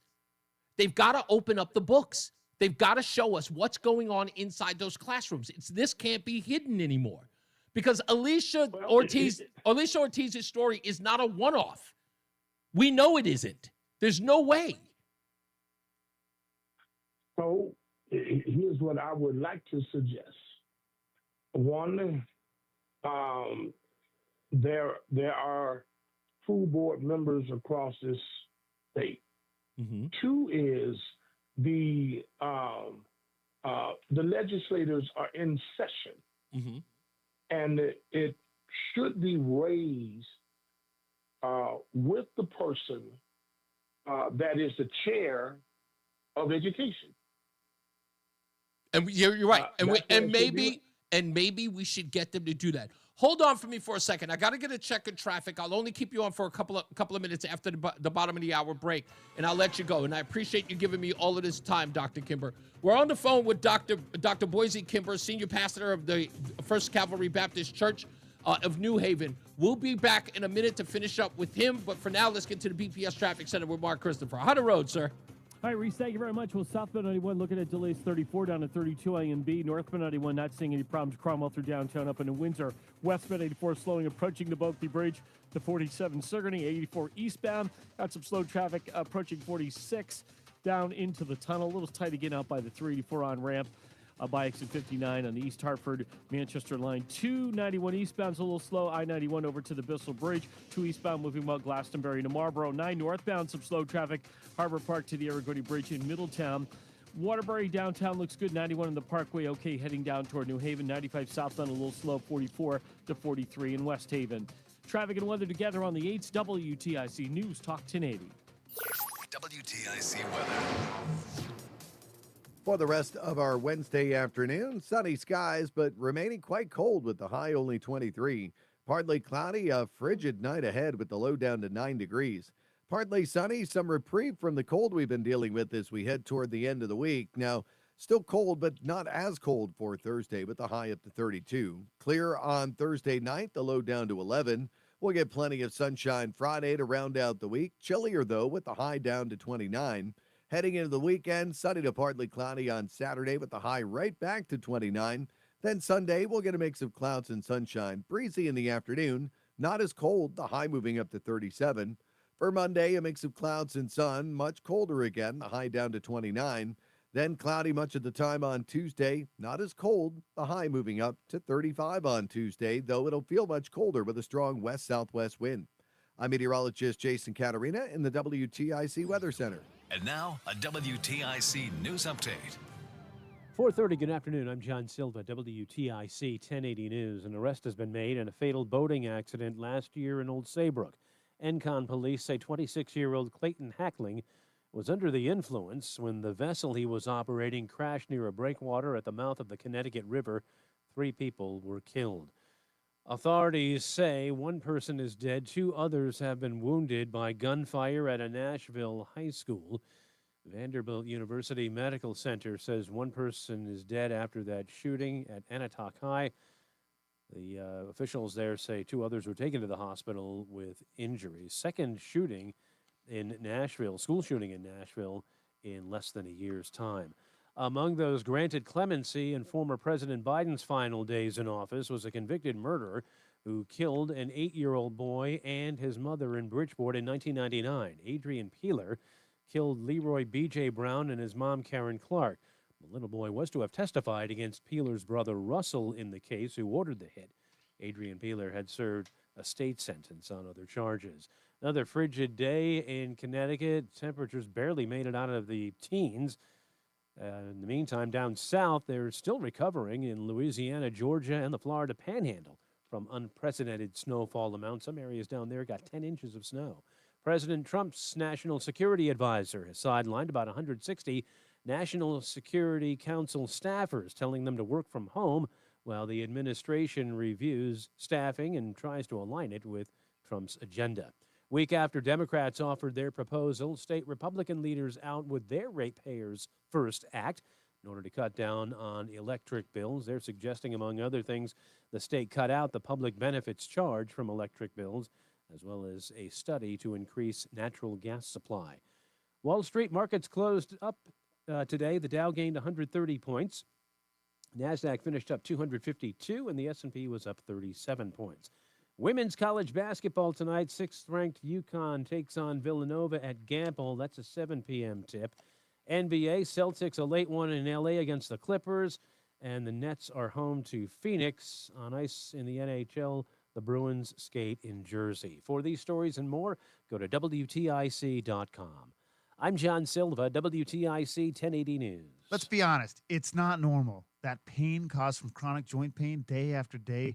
Some of you have dealt with that pain for so long, it's part of your new normal, but it's not normal, and you can actually do something about it without surgery and without drugs. That's right.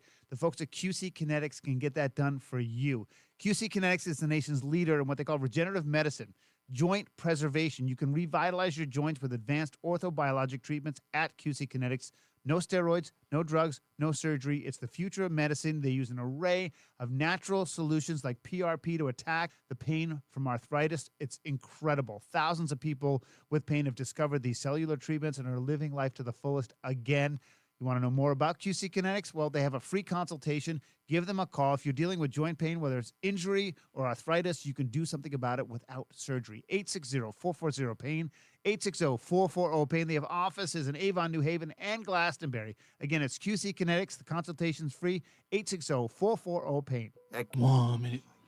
We know that when you haven't found love, it feels like everyone else has. Every movie has a love interest. Every song is a love song. Where are all the songs about cats? Well, the joy of early bedtimes. And of course, the PDA. Looking for love sucks. Thankfully, California Psychics can give you the guidance you need to help you find the one. We connect you with the very best. In fact, 98% of the psychics who apply to work with us don't make the grade. That's why we can guarantee if your reading isn't life-changing, it's free. Download the app or connect with us at CaliforniaPsychics.com. Right now, new 20 minutes for just $20. So you could be feeling all lovey-dovey real soon. Experience the joy of certainty. California Psychics. Stay locked in. Reese on the radio is on WTIC News Talk 1080. We're back. It's Reese on the radio. And, of course, we have Dr. Boise Kimber, senior pastor at the First Cavalry Baptist Church in New Haven on the phone. And again, Pastor, thank you so much. I only want to keep you for another minute or so if I could. What I would like to ask of you, if possible, this is important to you. And again, as we mentioned at the beginning of our conversation, you are in this space. You have a charter school for boys that you're going to start, who, again, are the most vulnerable in all of our society. Boys are more susceptible to gangs, violence, and, of course, incarceration. And they are probably the least likely to join the college ranks. So I commend you on doing that and being on the front lines of that. Can you at least do your best to get the word out to where we have people talking about this in a real and meaningful way? I mean, I'm sure this is important to you as a civil rights leader in New Haven. I think that it is important that it gets out across this state, but you're going to have other entities, television stations. You've got to have radio stations like your station. Yeah. We got to have, a number of entities helping us to get this word out. And so it is not left up to one or two people. Right. If the community, if the state, if legislators, if educators are concerned, then we must fight this fight. Well, you got more connects than I do, Dr. Kimber. So I'm bringing this to you because I know that, from what I've learned and what I've learned about you, you've got the ear of a lot of these people, especially those in the community, to say, they should, again, this is one of those things that cannot go by ignored. And ignoring it only exacerbates the problem. And you're right. It can only it gets worse before it gets better. But you know what? Let's make that worse happen now so they can get better sooner. Right. So last words. Anything else you want to add before we let you go? And thank you again.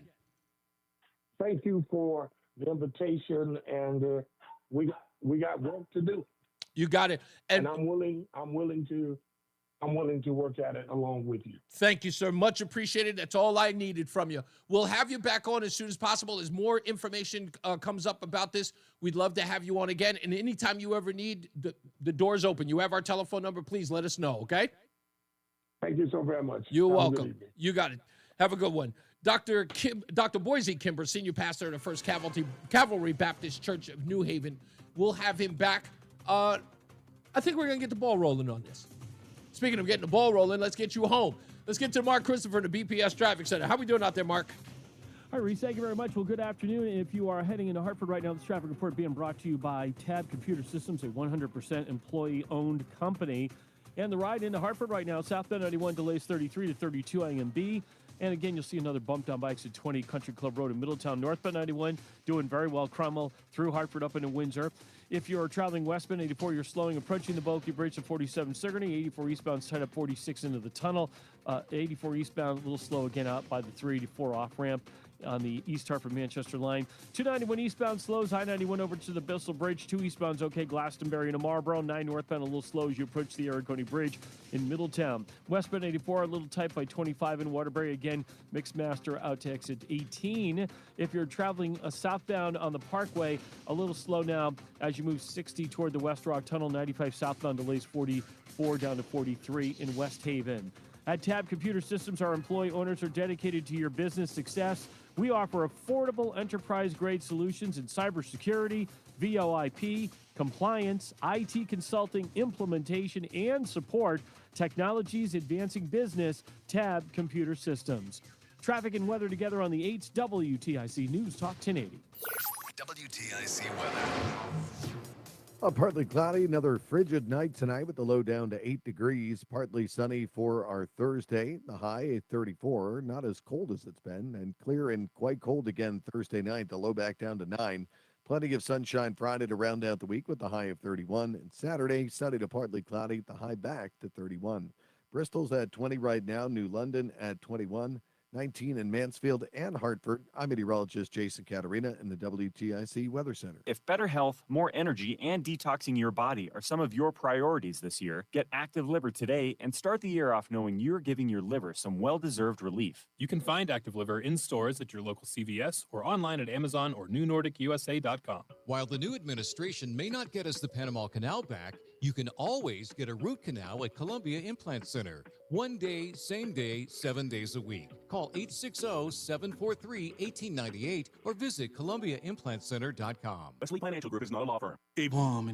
Don't miss this public service announcement from Chuck McDowell, founder of Wesley Financial Group. If you receive an unsolicited phone call or mail piece to discuss selling, renting, or especially canceling your timeshare, don't fall for it. If you really want out of your timeshare, hang the phone up immediately or throw that mail piece in the trash and contact your timeshare resort or Wesley Financial Group for assistance with your timeshare. As the only Inc. 500 timeshare cancellation company, our knowledge, experience, and results has made Wesley a trusted resource for over 40,000 families we've helped get out of their timeshare.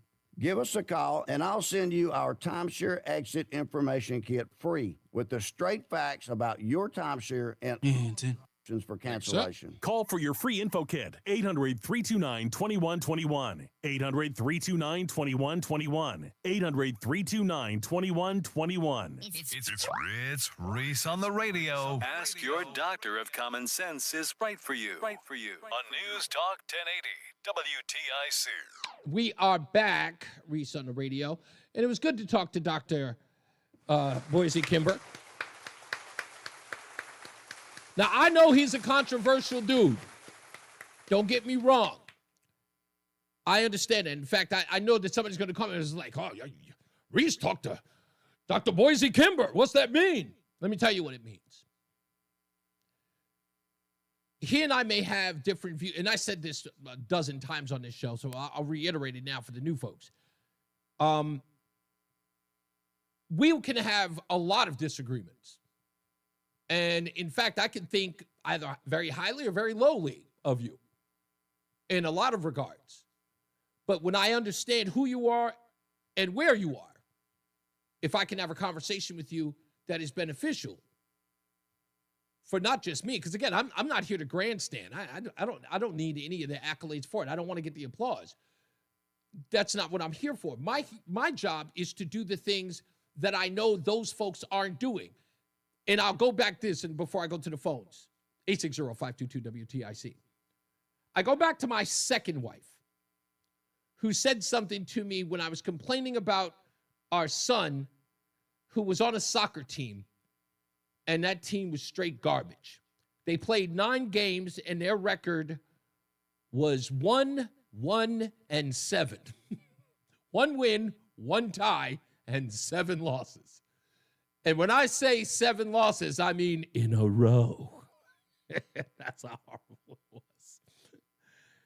And I remember after that season was over and driving home and how furious I was. Again, as a parent living vicariously through your kids, we all do it. We felt a certain shame for our son. He didn't win 1 game, barely won 1. He didn't play all that much. And she said, well, if you think he could do better, you coach. And I said, oh, I guess. In that sense, put your money where your mouth is. You can complain all day about it sucking, but if you think you could do better, do better. And so I did. That next year, I took the classes. I got what's called an F1 license. And the next season, they gave me my own team, and my own son was on my team. Best defensive player on the team. Our record was 7-1-1. 7 wins, 1 tie, 1 loss. And we won the championship that year, my first year in. And that sort of inspired me. Said, hey, look, you never know. You give yourself a shot, you could do it. And we did. And I give credit to all those kids. And I had a bunch of misfits, too. When I say they had some misfits, some kids who were quiet, some on the spectrum. I had one kid who was he was the best player on the team. He was a Japanese kid. He could kick the length of the field. Didn't speak a word of English. Every time I spoke to him, I had to speak to him in a loud voice. By the way, why do we do that? Why, when no one speaks English, do we raise our voice when we talk? So, what I want you to do is kick the ball up in the air. I do it all the time. 860-522-WTIC. Joe's in New Hampshire. How you doing, sir? Hi. That was a good interview you had. Thank you. I've got a second case of what you're talking about. What's that? Since I spoke with you, I told you about the granddaughter from Manchester. Yes. I can't write. She's been out of school 2 years now. Did they get in touch? Did they get in touch with the lawyer by any chance? They're going to. She had to have some big surgery for a couple of things that she's recovering from. But I think I'm going to call that attorney myself in a week or two just to set the stage because they're a little shy. Okay. But I told them that this is part of a massive problem because I'm going to tell you a second case I just found out about yesterday. East Hartford High School system. Yeah, I already know about it. I know exactly what you're talking about. Go ahead.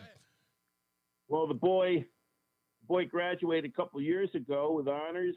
He went to UConn again, engineering major. And he just dropped out of school last fall after going 1 year. Wow. Because he can't make any, he can't read or write, or very basic. He writes like a 3rd or 4th grader. Wow. Missing capitalization. It's really sad. So he's going to work at a local supermarket in the deli department. There you go. That's exactly it, Joe. That's exactly my point that I'm making to Dr. Kimber, is that's what this is funneling these kids through the system so that they end up working at a grocery store after being embarrassed trying to get into the college ranks and not being able to not being up to snuff. That's the downside. This boy just turned 20 also, and the supermarket, he gets along well. They like him a lot. Yeah. And he's ambition, but he can't even fill out the application or take the in-store test for the assistant manager. He can't even pass that because of his lack of skills going to school. And he got through 1 year of UConn, but I know for a fact you can fail your first semester at UConn, and then you're put on academic probation. Yeah, exactly. The second semester, if you don't start getting passing grades, you have to leave. Yeah. So that's basically what happened to him. He couldn't pass grades and total frustration. And you know what? That's exactly what the problem is. Joe, I got to move on because I got to get a bunch of people on here who's been on hold for a while, sir. I want to get them through here. Ralph is in South Carolina. How you doing, sir? 3.5 inches of snow and it's 32 degrees. Poor guy. Welcome to the Northeast in South Carolina. Absolutely, Pastor. Pastor, now we talk about the education school. I guess my questions are why do these kids get passed, and what is the problem? Their parents? Is the problem the teachers? Is it the education system? I can say all, Ralph, I think the answer is this, and this sounds crazy, but I hearken back to Antonio, my cousin's husband, who's a police officer. He's a detective now.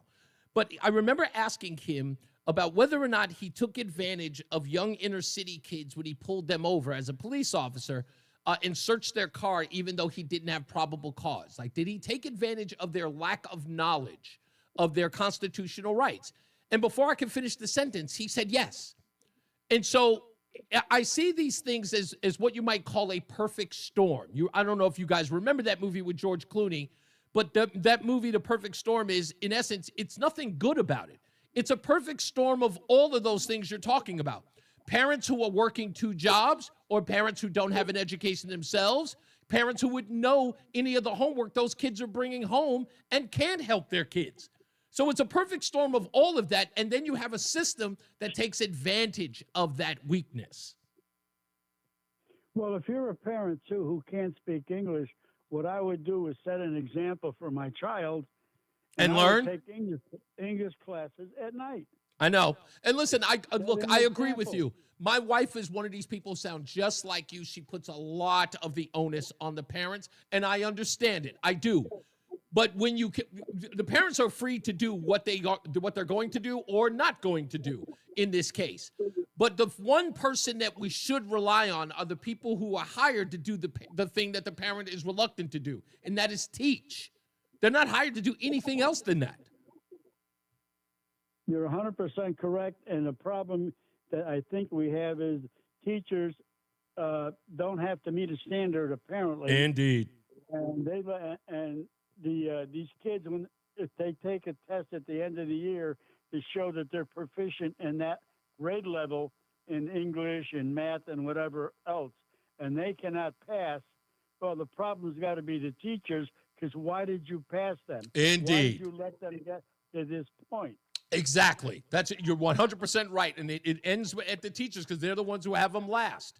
Thank you, Ralph. Let's go to Lori in Glastonbury. How are you doing, Lori? Hey, Reese, I want to know if you've ever heard of a gentleman by the name of King Randall, King Randall. I found him on Twitter. Okay. He actually runs a school for boys in his hometown in Georgia. Okay. And he saw a need for someone to take a leadership role with young men in his community, and it's called the X Preparatory School for Boys. Oh, wow. I And like so that. I thought maybe that you might find that interesting and maybe want to have him on as well, just to kind of pick his brain, because it's a very interesting story. And he's doing a wonderful one. He's really teaching these boys like how to eat properly, how to present yourself. Oh, it's got a whole how to etiquette. wear It's got an etiquette aspect to it as well. Yes. Oh, that's yes. great. Yeah, practicality, like it's all practical, it's etiquette, it's all of it. So I thought you might be interested in maybe reaching out to him. You couldn't be. Listen to me. You know me so well. I'm looking him up right now. I'm looking him up right now, and I'm putting him on my list of people to look up to, and I'll see if I can have him on within maybe the early next week. If not by the end of this one, but I'll definitely look him up. Thank you, Lori. I appreciate that. You're welcome. Oh, thank you, dear. Let's go to Dave in Brantford. How we doing, Dave? Yeah, how you doing, Reese? Good that you got that interview. You were a little bit too bootleaky for my taste. Oh, come on. But Boise, you know what? Boise is going to come back. That was the most important thing. That's And my point. I appreciate you I acknowledging that. I noticed it, and the point I want to dig out is Boise didn't really get over the trouble that he's having.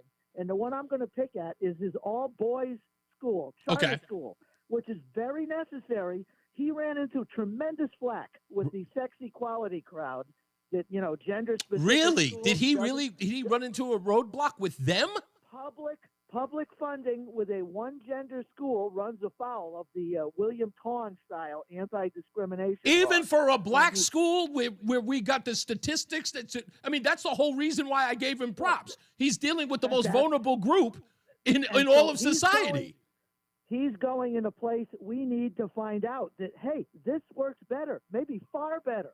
And I'm willing to give him the chance that the teachers that look like us. There's something I don't agree with. I got you on that one. I knew. Listen, I knew you were going to call in, and I knew you were going. At first, I expected a little bit of guff for it, but that's. But you know what? That would be picking at a scab, and it wouldn't have made good progress. But the one gender school and what Laurie just said, teach them it's important to wear a tie, speak proper English. You have $200 sneakers and no dictionary or books in your house, right? And sometimes you have to ignore the parents. They're just not there. You need volunteers. Reese, I'll leave it on this. I guarantee you, if I put up a sign in my public library collecting dictionaries for kids that don't have one in the house, there'd be a dozen of them by Saturday that you could go to Boise Kimber and say, look, we got a dozen dictionaries for those kids who have no books in the house. Right. Give them out. It might be important in their life. So let me hold on, Dave, real quick. Let me defend myself to you now that I got you on the phone because I knew you'd give me some guff. No, I think it's fair too. I mean, no. You used the term bootlicky. Listen, for Boise Kimber, for Dr. Kimber to be on this show, there's only one thing I wanted to do, and that was my goal, as well as it was yours. And I took your lead on this. That's the reason why I wanted to talk to him, was to start a fire. And Boise Kimber, as well as others who are in this space and know exactly what I'm talking about, they're the ones that this, in other words, people in the media are going to listen to because these guys start fires. But I don't want them talking about nooses and talking about ridiculous, so-called slights within the community. I want them talking about real things. This is a real thing. And it's sort of like one of those things where I can tell him to his face, I'm not a big fan of the civil rights movement, but they can be utilized for good. And this is where I wanted to point that out. So I get your critique, if you will, but it's because I have an ulterior motive. I think ultimately it was a good job. I genuflect to science. I sure wish they'd let a couple of parents, I'm a 70-year-old guy who I just love science, that I could come in as a visiting lecturer and tell them about why nuclear energy, how does it work? And, I don't care if you're black. If you learn this, you're going to be so fascinated you won't believe it. Indeed. And, if we set a fire under 1 in 10 kids, that's worth it. And the other 9 won't care, but they'll find something else they like. So I appreciate the cause. And I kind of like the way you avoided the pothole. And, that would be the good part of what you did. There was no, it was, okay, I'm done. Bye. Thank you, Dave. Much appreciated, sir. And again, like I said, don't get me wrong. I don't want anybody to ever get the idea that criticizing the host is unwarranted or unwanted. Like, I don't shy away from that. I want that criticism. If you think there was something going on, you come at me with it. I want to hear that stuff. And at least an opportunity to defend myself. Some people don't give me that opportunity. You talk smack about me on Twitter, but that's okay. That's all right. That's quite all right. I love it nonetheless. Oh, we're about to come up on another break, aren't we? Okay, that's okay. We're coming up on another break. We got the 5 o'clock focus coming up. That's going to be good. We also have what had happened was, and don't forget, folks, we have got, courtesy of Between Rounds, the last but not least call of the day.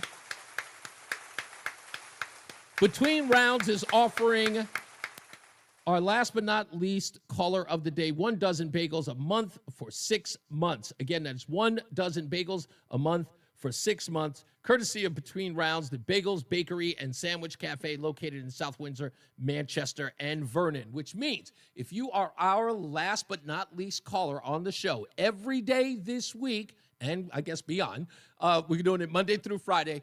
You will win a dozen bagels a month for 6 months. So make sure you get on the line for that at the end of the show. 860-522-WTIC, 860-522-9842. And if you're the last but not least caller, I will announce that you're my last but not least caller and have something good to say. Like, go out with a bang.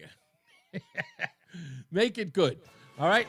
For now, let's get another check of our roads with Mark Christopher, who I barely spoke to today in the BPS Traffic Center. How are we doing, Mark? You okay? You sound great, by the way. We're doing good. We're doing good. Your voice is back. It's it's silky. It's silky. Yeah. Silky smooth. Exactly. Just the way you like it. Well, Reese, thank you very much. Well, if you're heading into Hartford right now, westbound 84, look for delays. Approaching the Bulkley Bridge out to 47 Sigourney Street, 84 eastbound. You're locked up a mile before 46 Sisson Avenue down to the Bulkley Bridge. You're going to lose some speed between 58 and 59 as you move East Hartford into Manchester by the 384 off-ramp. If you are traveling southbound 91, delays 33 down to 32 A and B. A little bump down by exit 28, another bump down by exit 22 on the Route 9 north exit. If you're traveling northbound 91, that looks good. Cromwell through downtown up into Windsor. 291 eastbound, slowing from I-91 over to the Bissell Bridge.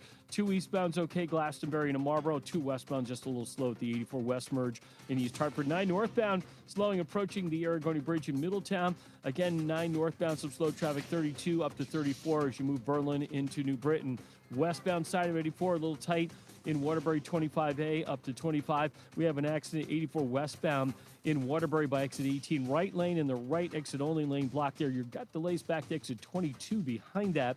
If you're heading in toward New Haven, southbound Parkway losing a little speed between 60 and the West Rock Tunnel. 95 southbound delays 46 to 43 in West Haven. Traffic and weather together on the 8th WTIC News Talk 1080. WTIC weather. Partly cloudy and bitter cold tonight. The low down to 9 degrees. Partly sunny. We'll get some reprieve from the cold we've been dealing with as we head into Thursday. It'll still be cold, just not as cold, with a high of 32. Clear skies, cold for our Thursday night, the low down to 11. Plenty of sun to round out the week Friday with a high of 29. I'm meteorologist Jason Caterina in the WTIC Weather Center. There's a lot happening in Washington and in your local neighborhood. Follow WTIC News Talk 1080 on the Odyssey app to keep up with the latest. Follow WTIC News Talk 1080. Don't miss out on important updates in Connecticut, from breaking need to know news, weather alerts, and more. Follow WTIC News Talk 1080 on the Odyssey app now. WTIC is 99 and throwing a year-long celebration to 100 years on the air. This is WTIC and WTIC FM HD2 Hartford. Always live on the free Odyssey app. 5 o'clock, Hartford temperature 18 degrees. Good afternoon. I'm John Silva, WTIC 1080 News. One girl is dead, another wounded in a shooting at a Nashville high school. The 17-year-old shooter, a student, took his own life. I saw the shooter just shooting people I knew. More from CBS's Anna Schechter. They are going to look if this shooter posted materials in some online chat room or online platform that would have been sort of an indication that he would carry out a violent act. Former President Biden granted clemency to a Bridgeport man implicated in the murder of a mother and her 8-year-old son in 1999 in his final days in office. Adrian Peeler was convicted of conspiracy, served time on a 25-year sentence in state prison before beginning a 35-year sentence on federal drug charges. He was found guilty in connection with the execution-style killing of 8-year-old Leroy B.J. Brown and his mom, Karen Clark, back in 1999. The little boy was to testify in a separate shooting incident. Biden's clemency order on drug charges issued on January 17th says Peeler's federal sentence will end on February 17th. Senator Richard Blumenthal, who was the state attorney general at the time, said in a statement today it appears someone dropped the ball on the case, and says the pardon system should be reviewed for improvements. State Republicans are updating their 6-point plan to reduce consumer electric bills. The plan would call for the public benefits charge from the bills and use the state surplus money to pay off the difference. Republican State Senator Ryan Fazio. The average resident in Connecticut, rather, is paying roughly $400 a year in public benefits charges. That's unfair, that's regressive, that's hurting our economy, and it's hurting regular families, and it needs to be cut. GOP plan would also study ways to increase the natural gas supply, and it would remove incentives for buying electric cars because they increase the demand on the grid. Democrats have said options are limited on cutting bills, but they're also seeking solutions. Last week, they introduced a plan of their own entitled the Ratepayers First Act. President Trump has spent the first few days of his second administration shoring up plans to step up border enforcement, and now officials have been ordered to deport those who entered the country illegally. Correspondent Natalie Brand. President Trump's new leadership at the Justice Department also sent a memo Wednesday directing employees to step up immigration enforcement and investigate any state or local officials who might try to obstruct new policies. Tom Homan, Trump's border czar, says targeted immigration enforcement operations are underway with hundreds of arrests. Some of the more than 1,500 U.S. Capitol rioters pardoned by Trump have been sprung from prison. Among them, Enrique Tarrio, a one-time leader of the Proud Boys. He did say that media should stop referring to him as the ex-leader of that group. When I pressed him on that, does that mean you're still the leader? He said that's all I'm going to say about it. Correspondent Jason Allen. And with the frigid temperatures persisting into the weekend in Connecticut, the Connecticut Alzheimer's Association is stressing how people with the disease may not be able to consider the significance of the weather. Its spokeswoman is Kristen Cusato. They have poor judgment because of their brain disease.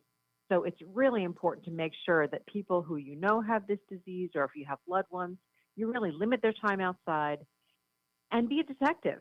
They're not going to be able to tell you or voice, perhaps, my hands are really, really cold, or I can't feel my feet. Wall Street, the Dow up 130 points today. The NASDAQ gained 252, and the S&P was up 37 points. For these stories and more, go to WTIC.com. I'm John Silva, WTIC 1080 News. Tom Shattuck here with a question. 1 minute. To lose weight this year? If so, are you already down 16 pounds? That's a serious question because I dropped 16 pounds my first 3 weeks alone with Awaken 180 weight loss. That's how fast the weight can fall off when you choose the solution for weight loss. Each week, you look at the scale and the number goes down and down. Every morning you wake up, you feel better and better. For me, I had huge spurts of energy. I still do. And my anxiety is totally gone. Experiencing those results, and given how easily Awaken 180 was, there was no way I wouldn't reach my goal, and I did. And so did my wife, Alice. She dropped 35 pounds. If you add it up between us, that's 115 pounds combined, thanks to Awaken 180 weight loss. Awaken 180 weight loss is the only weight loss program I know that puts their money where their mouth is. They're so confident in your success. Support for life. Life. A one-time investment in yourself for a lifetime of benefits. Online at awaken180weightloss.com. That's awaken180weightloss.com. The 5 o'clock focus. The 5 o'clock focus. I'm focused, man. Hey, now, it's the 5 o'clock focus, 860-522-WTIC, 860-522-9842. Let me play this clip for you that I actually had last week. I didn't get a chance to play it because other things happened, but I want you to listen closely. Our NBC Connecticut Investigates cameras were the only ones rolling at a Rocky Hill business park where fire and building officials were examining potential code violations and trying to get to the bottom of what was going on there. Police reports say a New York company called Uni had an operation there, delivering packages in the area. Officers were called there Sunday, January 5th, after some kind of a worker dispute. Inside, they found a dozen mattresses on the floor. Officers adding there appeared to be multiple people living in the unit, noting the sleeping area was extremely cluttered and had a foul odor. Police say the business owner told officers the mattresses were there for delivery drivers who had a hard time finding apartments, so they would sometimes sleep in the warehouse overnight for their morning deliveries. The police report said out of an abundance of caution, officers referred the case to the FBI for potential human trafficking. The FBI told Rocky Hill Police there was no other actions appropriate at this time for further investigation. That was Len Bestoff of NBC Connecticut. My question to you in the 5 o'clock focus, as the Trump administration starts to get people deported out of the country, violent people. We know that the state of Connecticut, Tong, Lamont, Murphy, Blumenthal, Elliker, they choose to be the resistance against these efforts. My question to you is, who do you think is going to have or going to get the worst end of it? Which administration, Lamont's or Trump's? If the resistance continues and the federal government is not allowed to come in and deport people, if not just for being illegal, but illegal criminals. Who do you think is going to get the worst of it, whether it's political or otherwise? Who do you think is going to suffer the most damage? I have my own opinion, and we'll talk about that in a little bit. But I think the resistance in Connecticut, in my view, I'll explain that later. But what do you think? Who's going to end up losing? Which administration, Lamont or Trump's administration in Connecticut when it comes to deporting illegals in the state? 860-522-WTIC. Let's get another check of our traffic with Mark Christopher in the BPS Traffic Center. Hey, Mark. All right, Reese, thank you very much. Well, if you're heading toward Hartford right now, you're on the southbound side of I-91. You're going to see slow traffic 33 down to 32 A and B. After that, good ride down into the Cromwell exits, northbound 91, no issues. Cromwell through downtown up into Windsor. Westbound 84 is tied up approaching the Bulkley Bridge at 47 Sigourney. 84 eastbound is running slow, about a half mile before 46 Avenue. Down to the Bulkley, east of the river, a little slow, 58 out to 59 in the 384 interchange. 291 eastbound is tied up from I-91 over to the Bissell Bridge. 2 eastbound moving well, Glastonbury into Marlboro. Both sides of 9 a little slow at the Argonne Bridge in Middletown. 9 northbound, some delays, 32 in Berlin up to 34 in New Britain. Westbound 84 running slow, 25A to 25 again from 23 up to exit 18 in Waterbury. Looks like an accident there. Has the right lane and the exit-only lane blocked at exit 18 in Waterbury, so stay left there. If you are traveling down toward New Haven, 91 in the Parkway, okay, 95 southbound delays 46 to 44 in New Haven. Traffic and weather together on the 8's WTIC News Talk 1080. WTIC weather. Partly cloudy, very cold for us tonight. The low down to 8 degrees. Partly sunny, not as cold as it's been, but still cold on Thursday with the high 34. Clear and frigid again Thursday night with the low down to 9. Plenty of sunshine rounds out the week Friday with the high of 31. Then Saturday, sunny to partly cloudy. The high again of 31 on Saturday. Currently, it is 14 in Waterbury, 15 in Danbury, 20 in Bridgeport, and 18 in Hartford. I'm meteorologist Jason Caterina in the WTIC Weather Center. We all have insecurities. Your smile shouldn't be one of them. Come visit us at Columbia Implant Center. One day, same day, 7 days a week. Call 860-743-1898 or at ColumbiaImplantCenter.com. Looking for better propane savings and services for your home? Go with your local propane pros at Petro. Switch now and get up to $500 free propane. Go to Petro.com now or call 877-399-8395 today. Propane not available in all areas. Hair Volume is the best-selling hair tablet in the world and one of many award-winning natural hair products from New Nordic. Purchase at NewNordicUSA.com or at CVS. That's NewNordicUSA.com. Coverage varies by plan. View contracts and exclusions at EnduranceWarranty.com. Auto repair bills are through the roof. $3,000 to replace the transmission.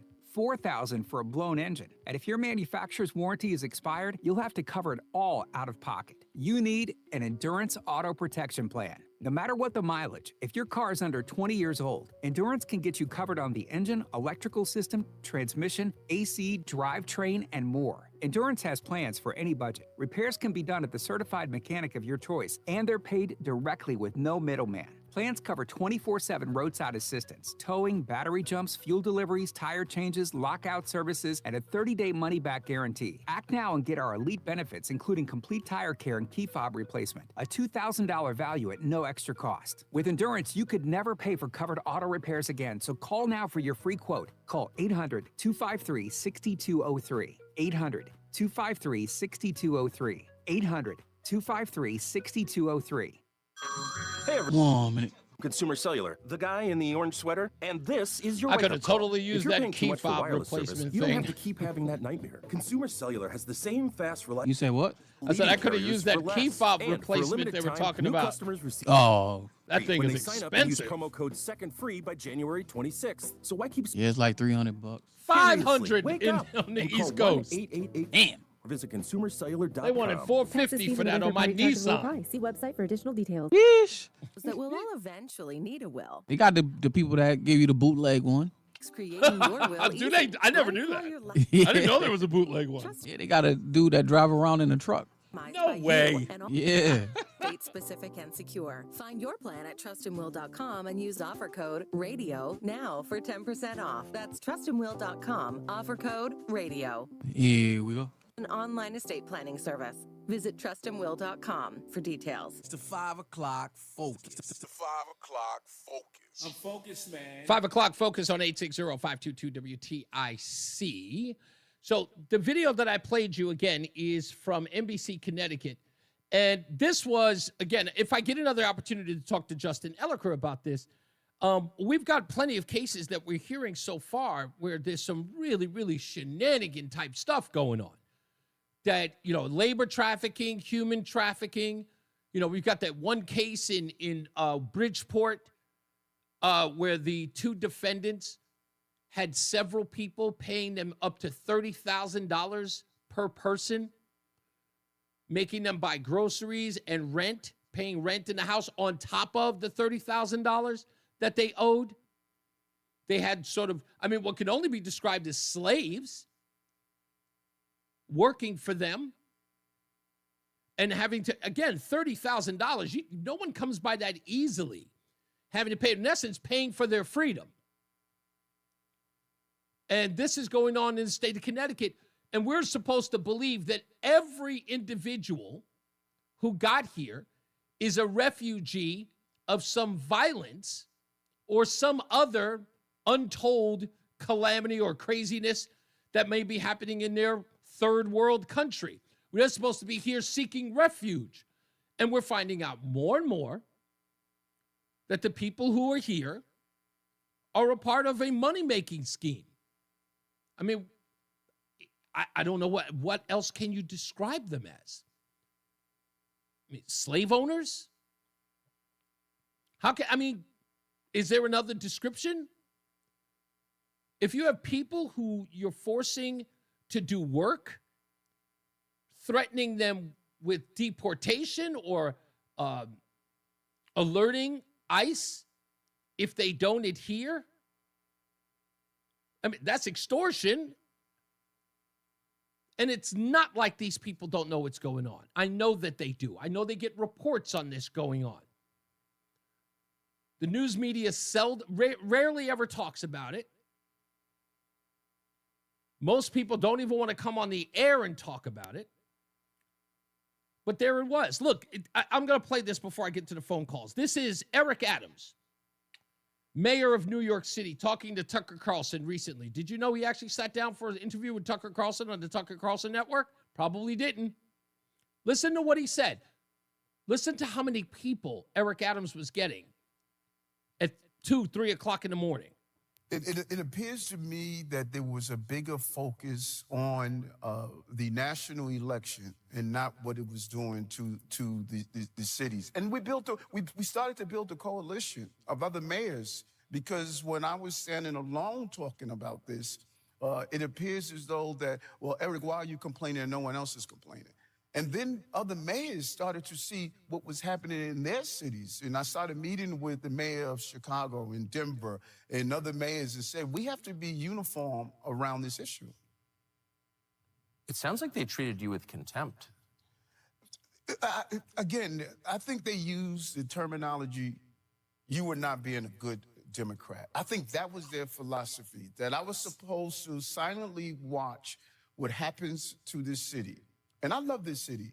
This is a city that I gave my life to protect. And I was watching the erosion. We were getting almost 8,000 migrants and asylum seekers a week, 16,000 every 2 weeks. And we were being compelled by the Legal Aid Society to find them housing within a short period of time until we had to go back to court and fight that this humanitarian crisis is not what is normally someone has the right to have shelter within the city. And they were coming in 1, 2, 3 a.m. in the morning. It was a constant overturn. You can't tell me that this isn't good. the resistance to the Trump administration, Tom Homan, or anybody, the ICE agents, whatever, this can't be good for them. This isn't going to look good for the state. To the phones, 860-522-WTIC. Mike's in Plainville. How you doing, sir? Definitely a federal law to be in this country illegally. I mean, Lamont's he's going to get his behind kicked on this one. Once this ball starts rolling, okay? Yeah. Rightfully so. Bridgeport, Hartford, I don't care what city it is. Okay, it's a federal violation. Mm-hmm. So they can go in with Homeland Security personnel and federal agents. It's going to be a different FBI. It's going to be a different ball game for everybody. Yeah, this is, again, I get it because I look at William Tong and I looked at Governor Lamont this way. I believe that this looks good for them on ink.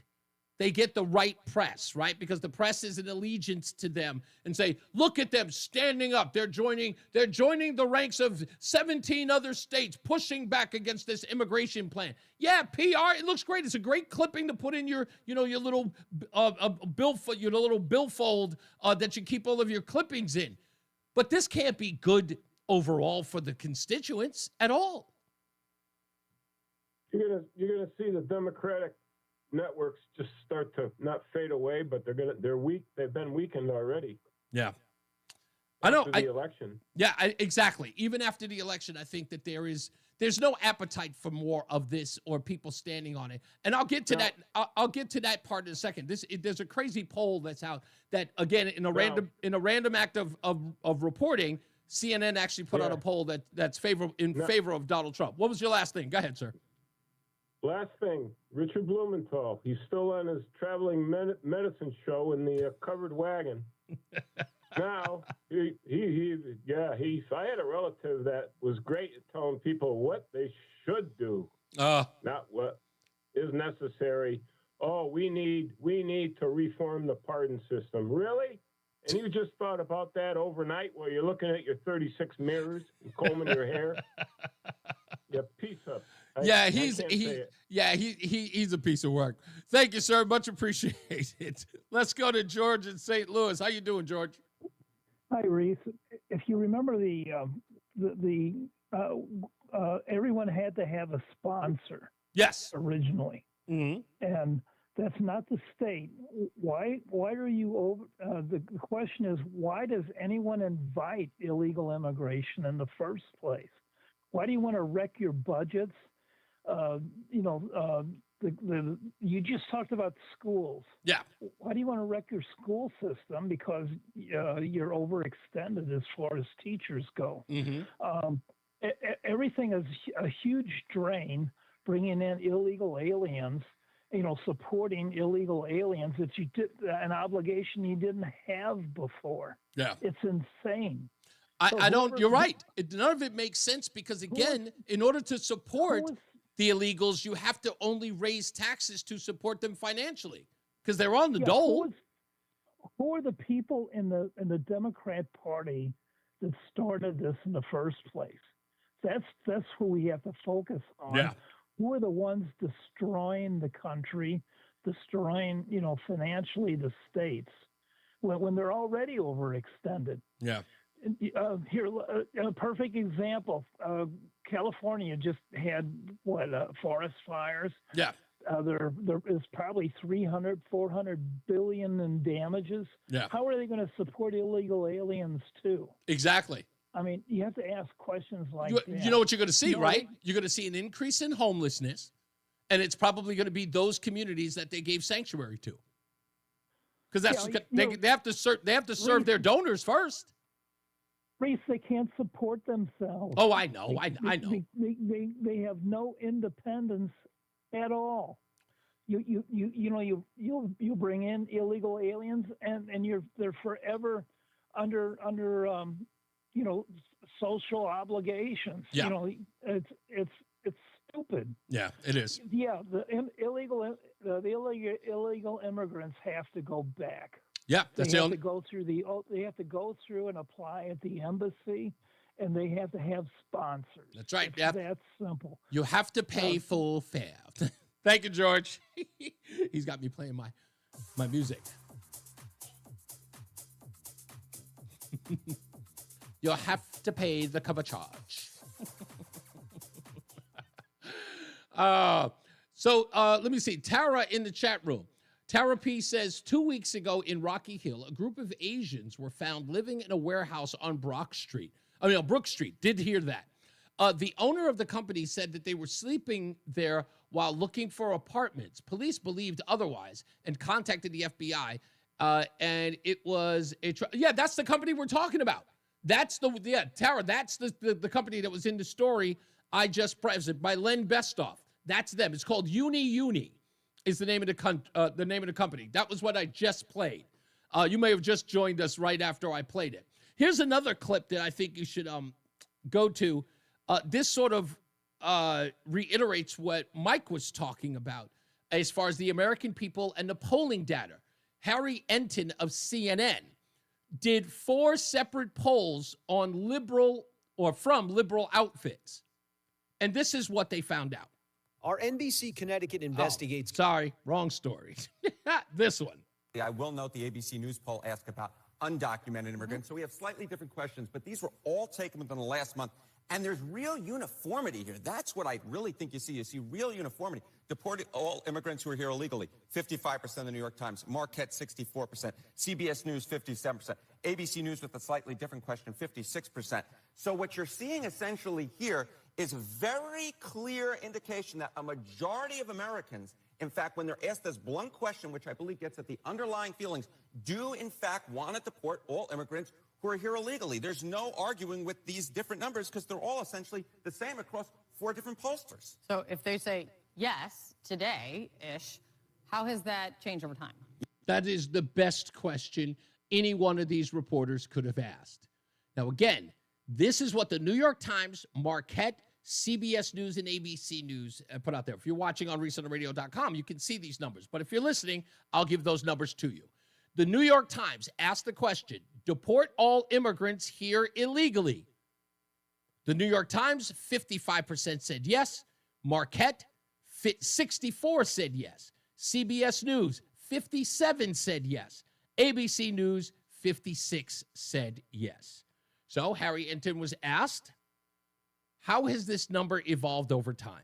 Yeah, this is where I think you get very interesting. And so we'll take a look at that ABC News question in particular, because you can really see that there's been a massive shift from when Trump was first getting into office 8 years ago, right? Deport all undocumented immigrants. You go back to 2015, I'm going to come to your side of the screen, it was 42%. Hello. Go to 2016, it was 36%.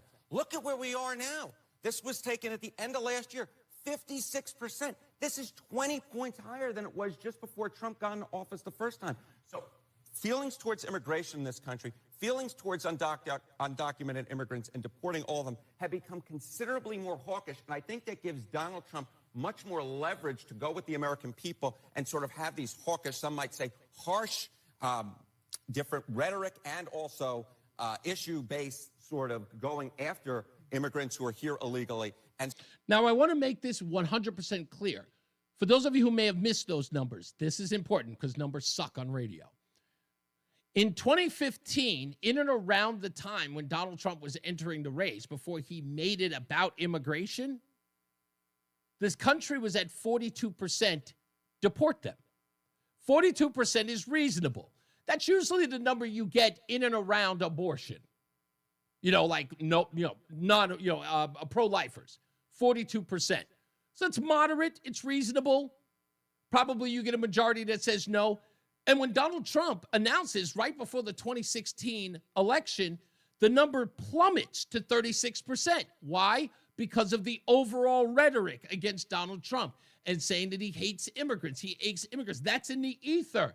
So it actually goes down. So from 2015, the moment where he announces, to the moment that, before he's elected, we're looking at 36%. It goes 36, forget about it. You got no real mandate there to run on it. But he wins in 2016 anyway.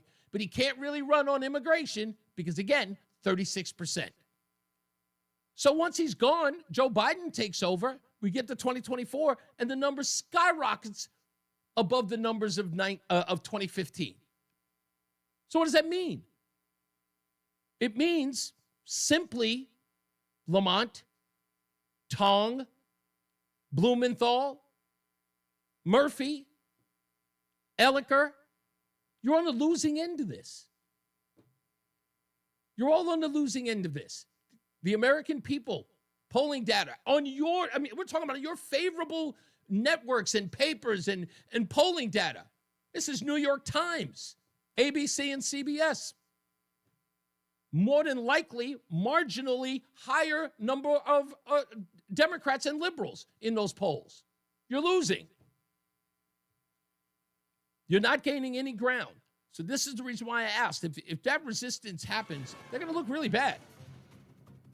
And I know that they're ignoring I know it. They're ignoring the people. But for what reason, I don't know.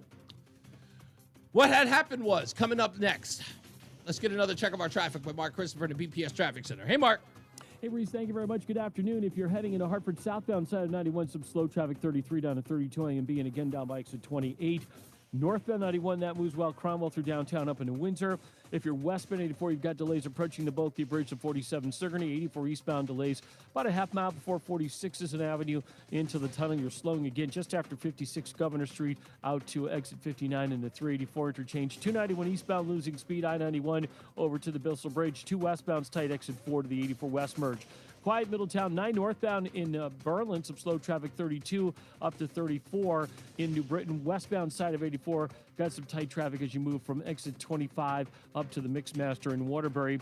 If you're heading southbound on the Parkway, a little tight as you move down on the West Rock Tunnel down to exit 59 in New Haven. 95 southbound delays from 46 to 43 in West Haven. Traffic and weather together on the 8th WTIC News Talk 1080. WTIC weather. Partly cloudy, a frigid night ahead with the low down to 9 degrees. Partly sunny, some reprieve from the cold we've been dealing with as we head toward the end of the week. Now, still cold, but not as cold for Thursday with the high up to 32. Clear on Thursday night, the low down to 11. We'll get plenty of sunshine Friday to round out the week. Chillier, though, with the high down to 29. Heading into the weekend, sunny to partly cloudy on Saturday with the high right back to 29. Then Sunday, we'll get a mix of clouds and sunshine. Breezy in the afternoon, not as cold, the high moving up to 37. For Monday, a mix of clouds and sun, much colder again, the high down to 29. Then cloudy much of the time on Tuesday, not as cold, the high moving up to 35 on Tuesday, though it'll feel much colder with a strong west-southwest wind.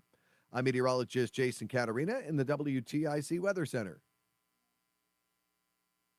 There's a lot happening in Washington and in your local neighborhood. Follow WTIC News Talk 1080 on the Odyssey app to keep up with the latest. And now, a WTIC News Update.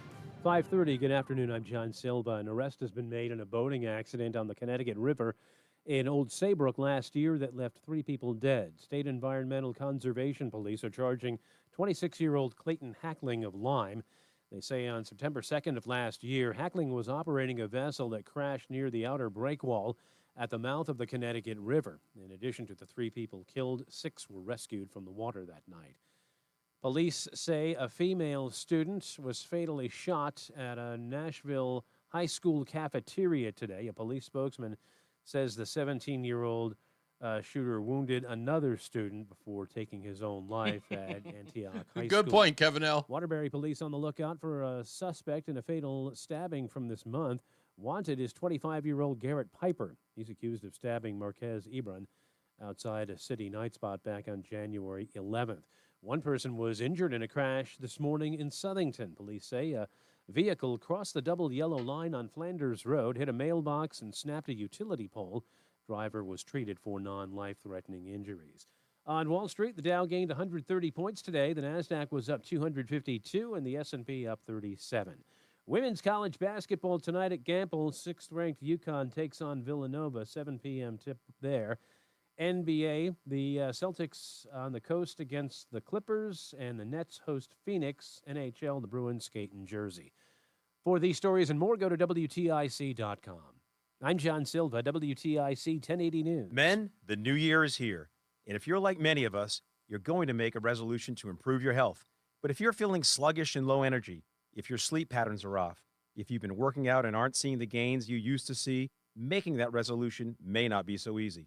This is Dale for Northeast Men's Health, and if you're feeling the way I just described, we can likely help you with that resolution because those symptoms probably mean you're suffering with low testosterone.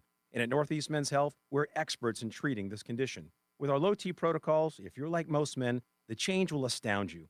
You'll feel more energy and better mental clarity. Your sleep will improve. Your workouts will be better, and you'll likely find your sex drive goes up as well. So call us today and get treated for your low T. Your initial visit is only $99 and includes blood work and a medical consult. And if you start on testosterone the day of your appointment, your visit is free. Call 800-930-5956 or go to northeastmenshealth.com. We have 5 offices: Salem, New Hampshire, Dedham, Marlborough, Woburn, Farmington, Connecticut. We all hear the radio ads about the IR. 1 minute. To be afraid, to be scared, Thank you. and they try to frighten you into calling. I'm not here to do that. Tax Relief Advocates is different. TRA is here to tell you that if you owe money to the IRS, whether it's $5,000, $50,000, or $500,000, we have a solution. It doesn't matter if you're sitting in your car, at work, or with your kids. No matter where you are, call now. 800-575-6481. Don't lose hope. TRA can eliminate or reduce what you owe to the IRS. Generous programs are now available that can give you a fresh start. Our passion is taxes and helping individuals fix their IRS problems. We have over 1,000 5-star reviews on Google and an A+ with the Better Business Bureau. You don't need to be afraid of the IRS any longer. End your tax nightmare today by visiting us online at TRA.com or call 800-564-81. That's 800-575-6481. Tax Relief Advocates. Real solutions for real people. The Odyssey app lets you jump back to the moments you missed from WTIC News Talk 1080. Download the free Odyssey app, search WTIC News Talk 1080, and tap earlier today to get started. I still don't know what had happened was. What had happened was. Brought to you by the Odyssey app. What had happened was we talked to I hope, an ally in the mission to get the civil rights movement on the right track with education today. We talked to Dr. Bozie Kimber, the senior pastor at the First Calvary Baptist Church in New Haven. And he, of course, is starting his own charter school for young men, which I learned today is getting pushback from the likes of William Tong, which I find, again, with all of these people talking about civil rights and, equity and racial equity and all this other stuff, that they would stop a black man from starting a school for the most vulnerable in the black community, young black men, and say, oh, you got to make sure you got some girls in there. That's interesting. It's very, very interesting.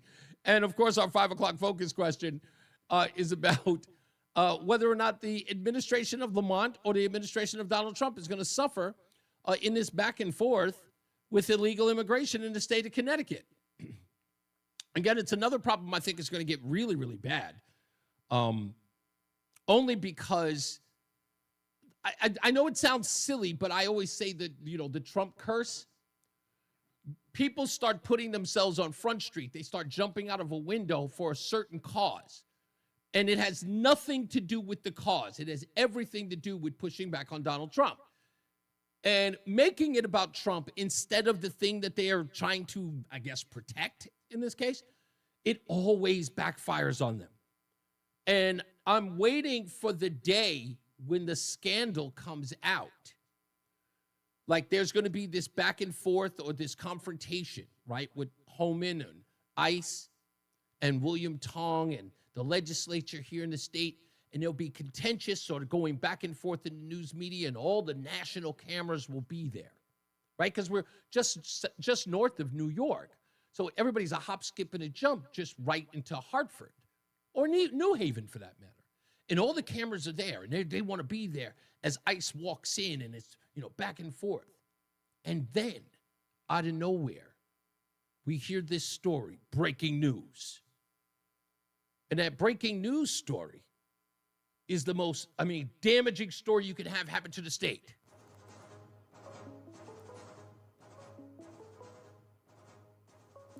We go live to New Haven, Connecticut. And there we find out that, oh, it's insane. I cannot believe it. We have, what the heck is this? What is this sound? I have some sound that's coming over the thing. I have to get rid of that. My apologies. It sounds like a phone ring. Yeah, it does sound like a phone ringing. I was like, what the heck is that? Okay, my apologies. It's live, fly by the seat of your pants radio sometimes.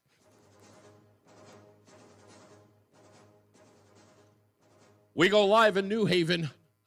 We've just found 94 migrants in a basement in a warehouse near Grove Street. That's all.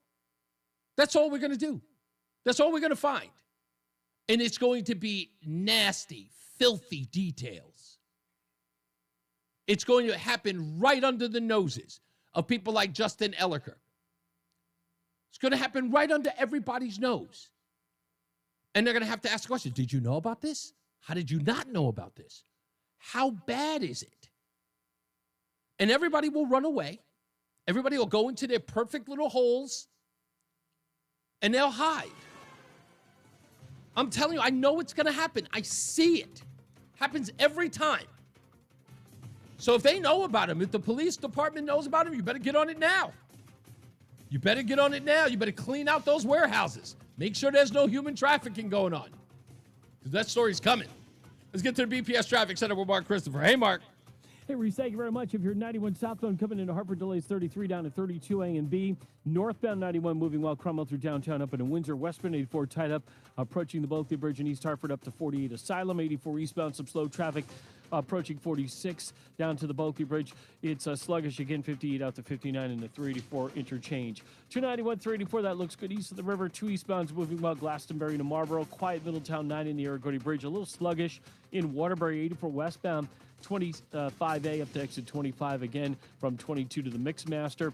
If you are heading into New Haven, southbound on the Parkway, a little tight as you move down West Rock Tunnel down to exit 59. 95 southbound New Haven slows from exit 46 down to exit 43 in West Haven. Traffic and weather together on the 8s. WTIC News Talk 1080.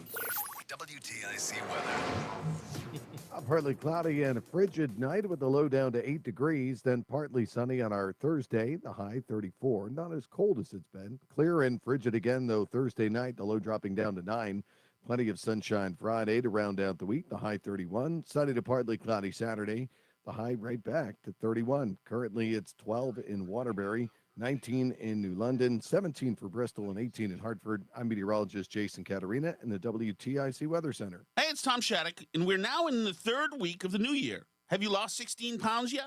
If no, well, you probably didn't choose Awaken 180 weight loss. I lost 16 pounds my first 3 weeks alone. Switch it up and get your results at awaken180weightloss.com. Join us this Sunday for Tumulo Financial, your go-to for retirement planning and taxes. Tune in to the father and son duo from 7 a.m. to 8 a.m. or catch the replay from 5 to 6 p.m. Tumulo Financial Retirement Planning with Integrity on WTIC News Talk 1080.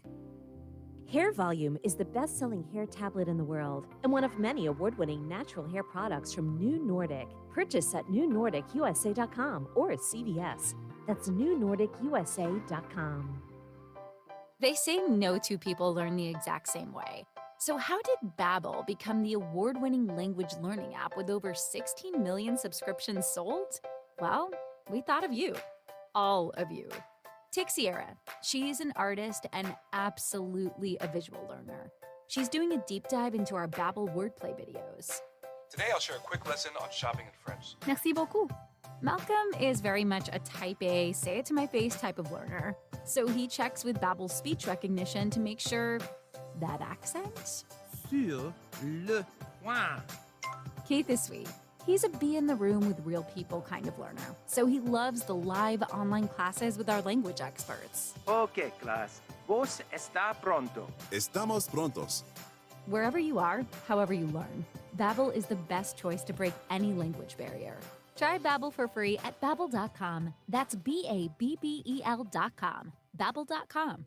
Life insurance. Why are you putting it off? Can't afford it? Too much hassle? Think you don't need it? There's lots of excuses for putting off life insurance. But if who would pay the mortgage and other bills? With Ethos, you could be covered in 10 minutes and boom, family protected. Ethos, fast and easy online term life insurance. Up to $2 million in coverage with no medical exam. Some policies as low as $1 a day. Answer a few health questions and get your free quote at getethos.com. That's getethos.com.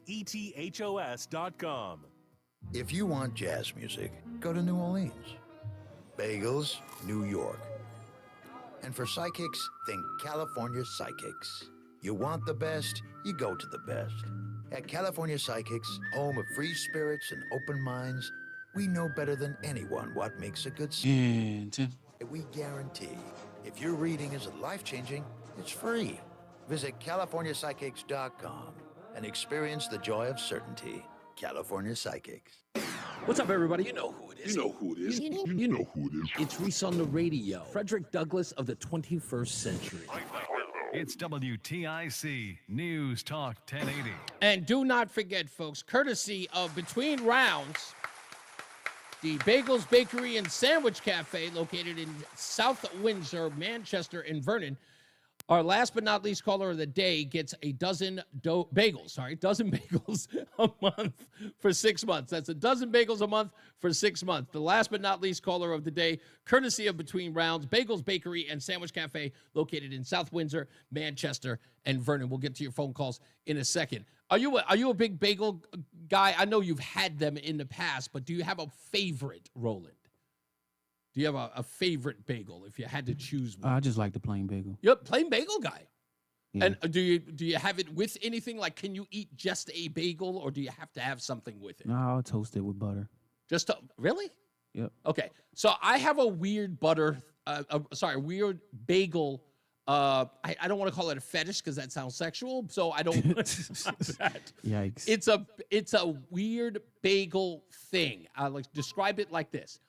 I don't like toasted bread. So I don't like toasted bread. For some odd reason, bread doesn't taste good, hard or toasted or hot. I don't like that. Really? Yeah, I don't like hot bread. I don't. Yeah, he probably. I'm sure it is. It's a weird texture thing. It's a texture thing. Okay, that makes sense. So I don't like it, like the hard bread or anything like that. I can't get, it bothers me. So I love soft bread. That's a big deal to me. So that's why it can't be cooked. So if I get something like a bagel or like a hero, or what do you guys call it? You guys call it a hoagie? Just whatever it is you call it. The bread's got to be soft, and it's got to be fresh, but not hot. I don't care for the hot thing. But bagels were weird because when I first had a bagel, I went for the cinnamon raisin bagel immediately because it was sweet. And I knew nothing about bagels at the time. So I was like, oh, cinnamon raisin? Yeah, I've had cinnamon raisin bread. I'll have that. Then I had a pumpernickel bagel. And I'm locked on it. So I got to find out whether or not the folks over at Between Rounds, I'm sure they've got plenty of different kinds of bagels, which I'm definitely going to experience. And I'm going to gain about 30 to 45,000 pounds. But I really want to know what their everything bagel is, because as far as I'm concerned, there is no other bagel. Yeah, it's all right. Oh, shush your mouth. The everything bagel is exactly that. It's everything. I love an everything bagel. It's just the best. And I'll eat them plain. That's another thing. Everybody has to have with the schmear, with a little bit of a cream cheese and all that stuff. Nope. I can eat a plain old bagel. Kevin L., I will admit, when I run out of bread and I do have bagels in the house, I will make a peanut butter and jelly sandwich on a bagel. Wow. In a heartbeat. Because it's all bread. And at a certain age, you just love bread. And the bagel is the best kind of bread, so you have no idea. Yeah, that's why you have to toast it. Oh! I put mine on the griddle. I put butter on a griddle, and I put it. You put it on a griddle? Yeah. No, you put it on a frying pan? Yes. Do you fry bologna with it? No. Put it on there with the butter. Let it, and it toast. I'm sure it's perfect. And at the same time, it's soft and warm. With a little crunch to it. Throw a little egg on there. Yeah. And a little bacon. A little shredded cheese. Melt the shredded cheese on top. You know. I love Now you got a little something special. Cut it in 4s. You can just pick it up with 3 fingers and enjoy yourself. I hear you. But John Beckman said, no, sorry. Kevin L says, doesn't an everything bagel make it nothing at all? No, it makes it everything. It makes it everything. Richard A says, spinach bagel roasted with ice cold milk. A pretzel. Ooh, pretzel bagel. Oh, he said pretzel bread with ice cold milk. I love pretzel bread. I'm not going to lie about that. But spinach bagel, I've never had that. Yeah. I've never had that. I like spinach wrap I've had before. Yeah, I've had a spinach wrap too. I love spinach. I'm a big spinach fan. I love that. I used to be when I was a kid because of Popeye. Of course. Yeah. I used to eat it straight out the can just like him. All right, to the phones we go. 860-522-WTIC. White Mike is in the chat room. How we doing, sir? Hey, man. So I'm kind of following up on your Ned Lamont, illegal immigration, Yes. everybody coming to head with the Trumps. I think that people have no idea how absolutely over all this crap the public is. Yes. The public is over the concept of illegal immigrants being here at all, never mind the money they cost. We're just tired of them being here at all because I look at it like, why should we be encouraging businesses to have slave labor? Yes. Because that's what they are. That's It's it. slave labor. Yeah, I was talking about this the other day, Mike, when I said this whole deal with, when you listen to these people talk about the importance of them here, it's for the most despicable of employment. It's like, who's going to clean our bathrooms and haul off our dishes? Every now and then you'll see some propaganda nonsense like Hulu had the stupid movie starring Michael Pena. Yes. About the guy that invented Flamin' Hot Cheetos. Yes. They really didn't. Yes. And they're like, look at this story. But this dude was an American. Yeah. Yeah. He was American who happened to be a migrant worker. Those people have opportunities. If you're some 25-year-old dude who came here from Guatemala, you don't speak English, and you can't write in English or Spanish, you're never getting above anything but a menial job. You're going to be a criminal. It's funny that you mentioned that Hot Cheetos movie on Netflix. Do you know that Eva Longoria was asked about all of the, let's just say, embellishments she made in the film? And do you know what the response to that was? The response to it, I can imagine. It was, how dare you point it out? Yeah. It's like, we're trying to sell a myth here. How dare you point it out? So, real quick, let's talk about DEI. Yes. We're about to see a major corporation lose nearly $1 billion in 1 year because they embrace DEI. And that company is Disney. Wow. Disney ticket pre-sales for Captain America Brave New World are abysmal. Are tracking lower than the Eternals. Whoa! It's awful. And I don't think it's that anybody hates Anthony Mackie. Right. I don't think so either. Fine. His name is Clarence. He's got 2 real good parents. Yeah. But what it is people are absolutely tired of having cultural icons race swapped and shoved in our faces. Yeah.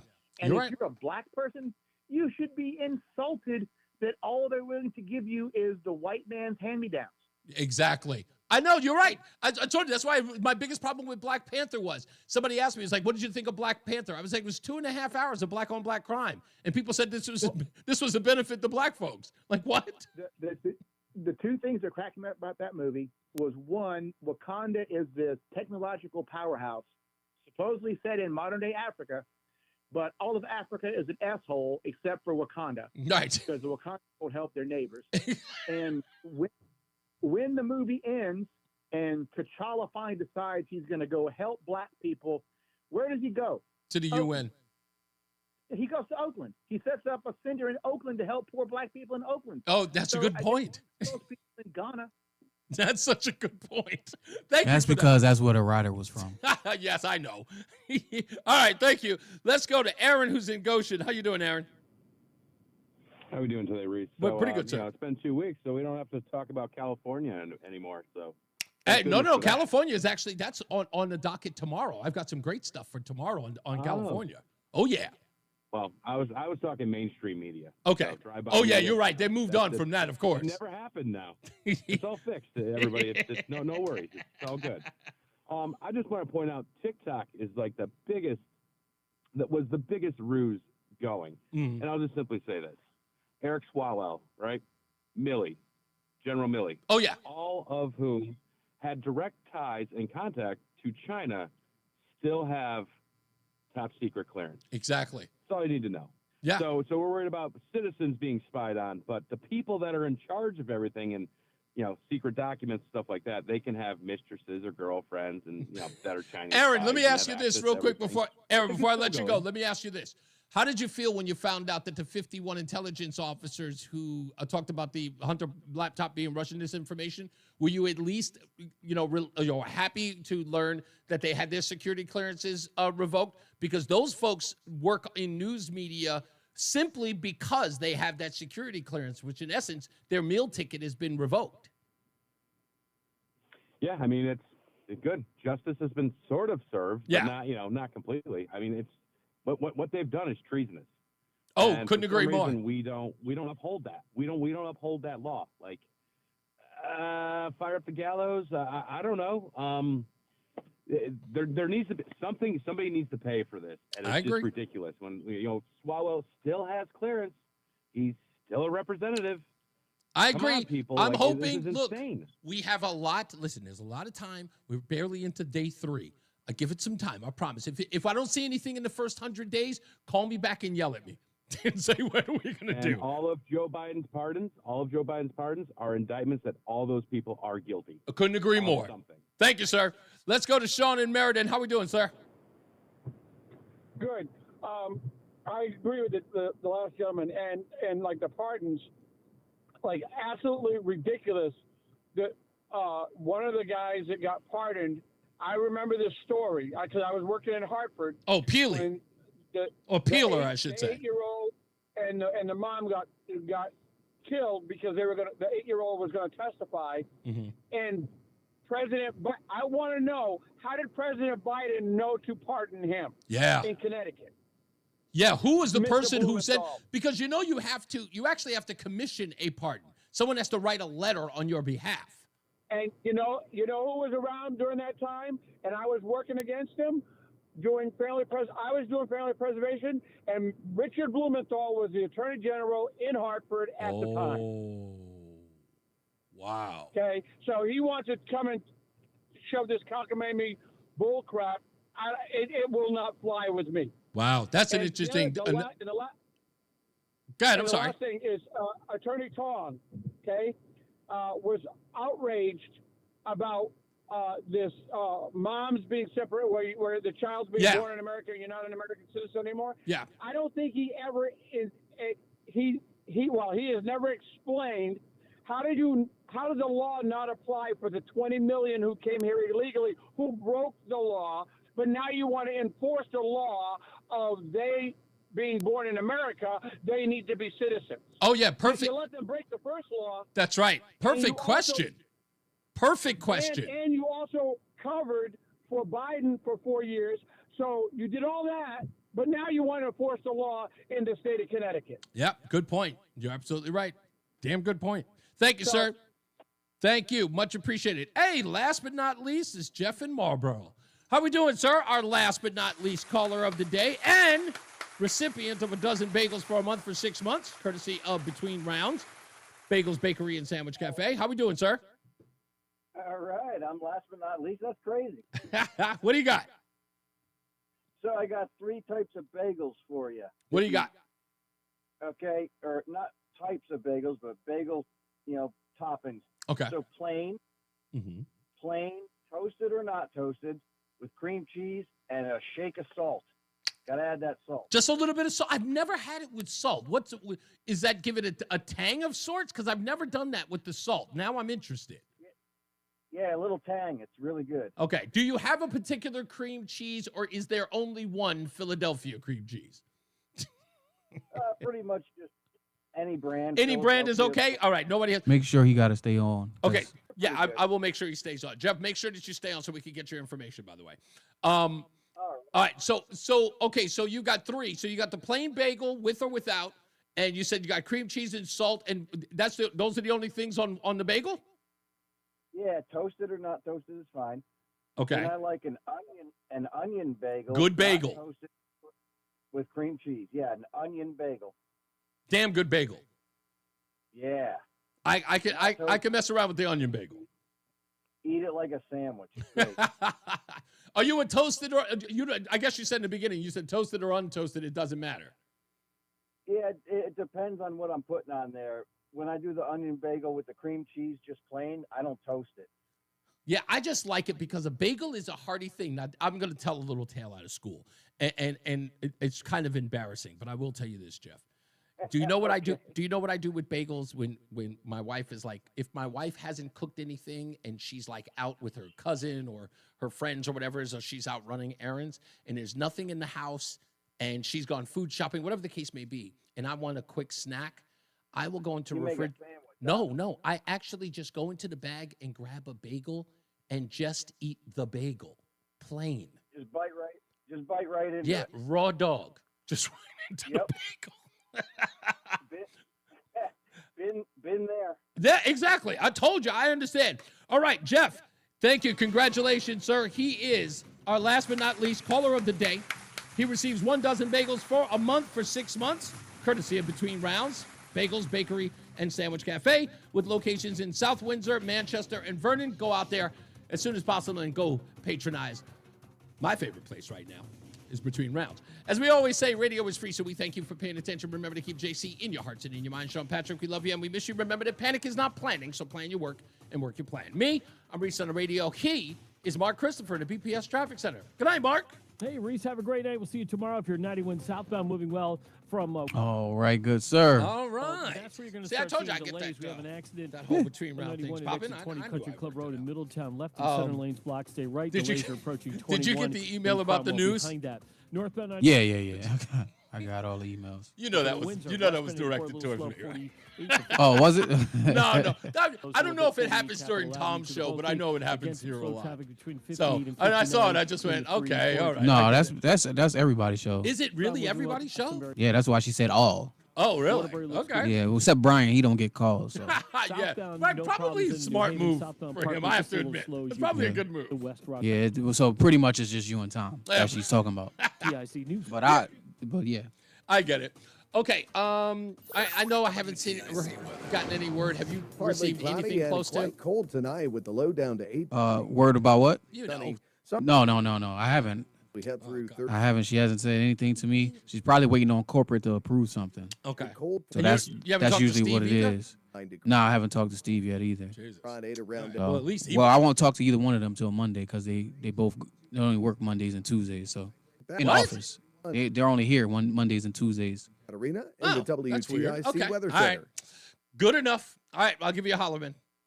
There's a lot happening in Yes, sir. Enjoy your night, man. All right, you the too. local neighborhood. Follow WTIC News Talk 1080 on the Odyssey app to keep up with the latest. WTIC is 99. All righty, ladies and gentlemen. All right, we ended that. Yes, I would. And I will be careful. Thank you, Michael A. Thank you, Mike. Kevin L., you were great today, man. And God bless you, man. Thank you all. Jason, thank you. Everybody stay warm. That Arctic chill is kicking everybody's butt, even mine. It was a brisk 29 degrees when I woke up this morning. And of all places, South Texas. Whatever it is, that's kicking. That Arctic chill is kicking everybody's butt. Hey, tomorrow, we've got John Kerry and we've got the Obama boys, the Obama brothers, whatever they are, whatever they're called. We got them tomorrow, so stick around for that. All right? I love you guys. Be good.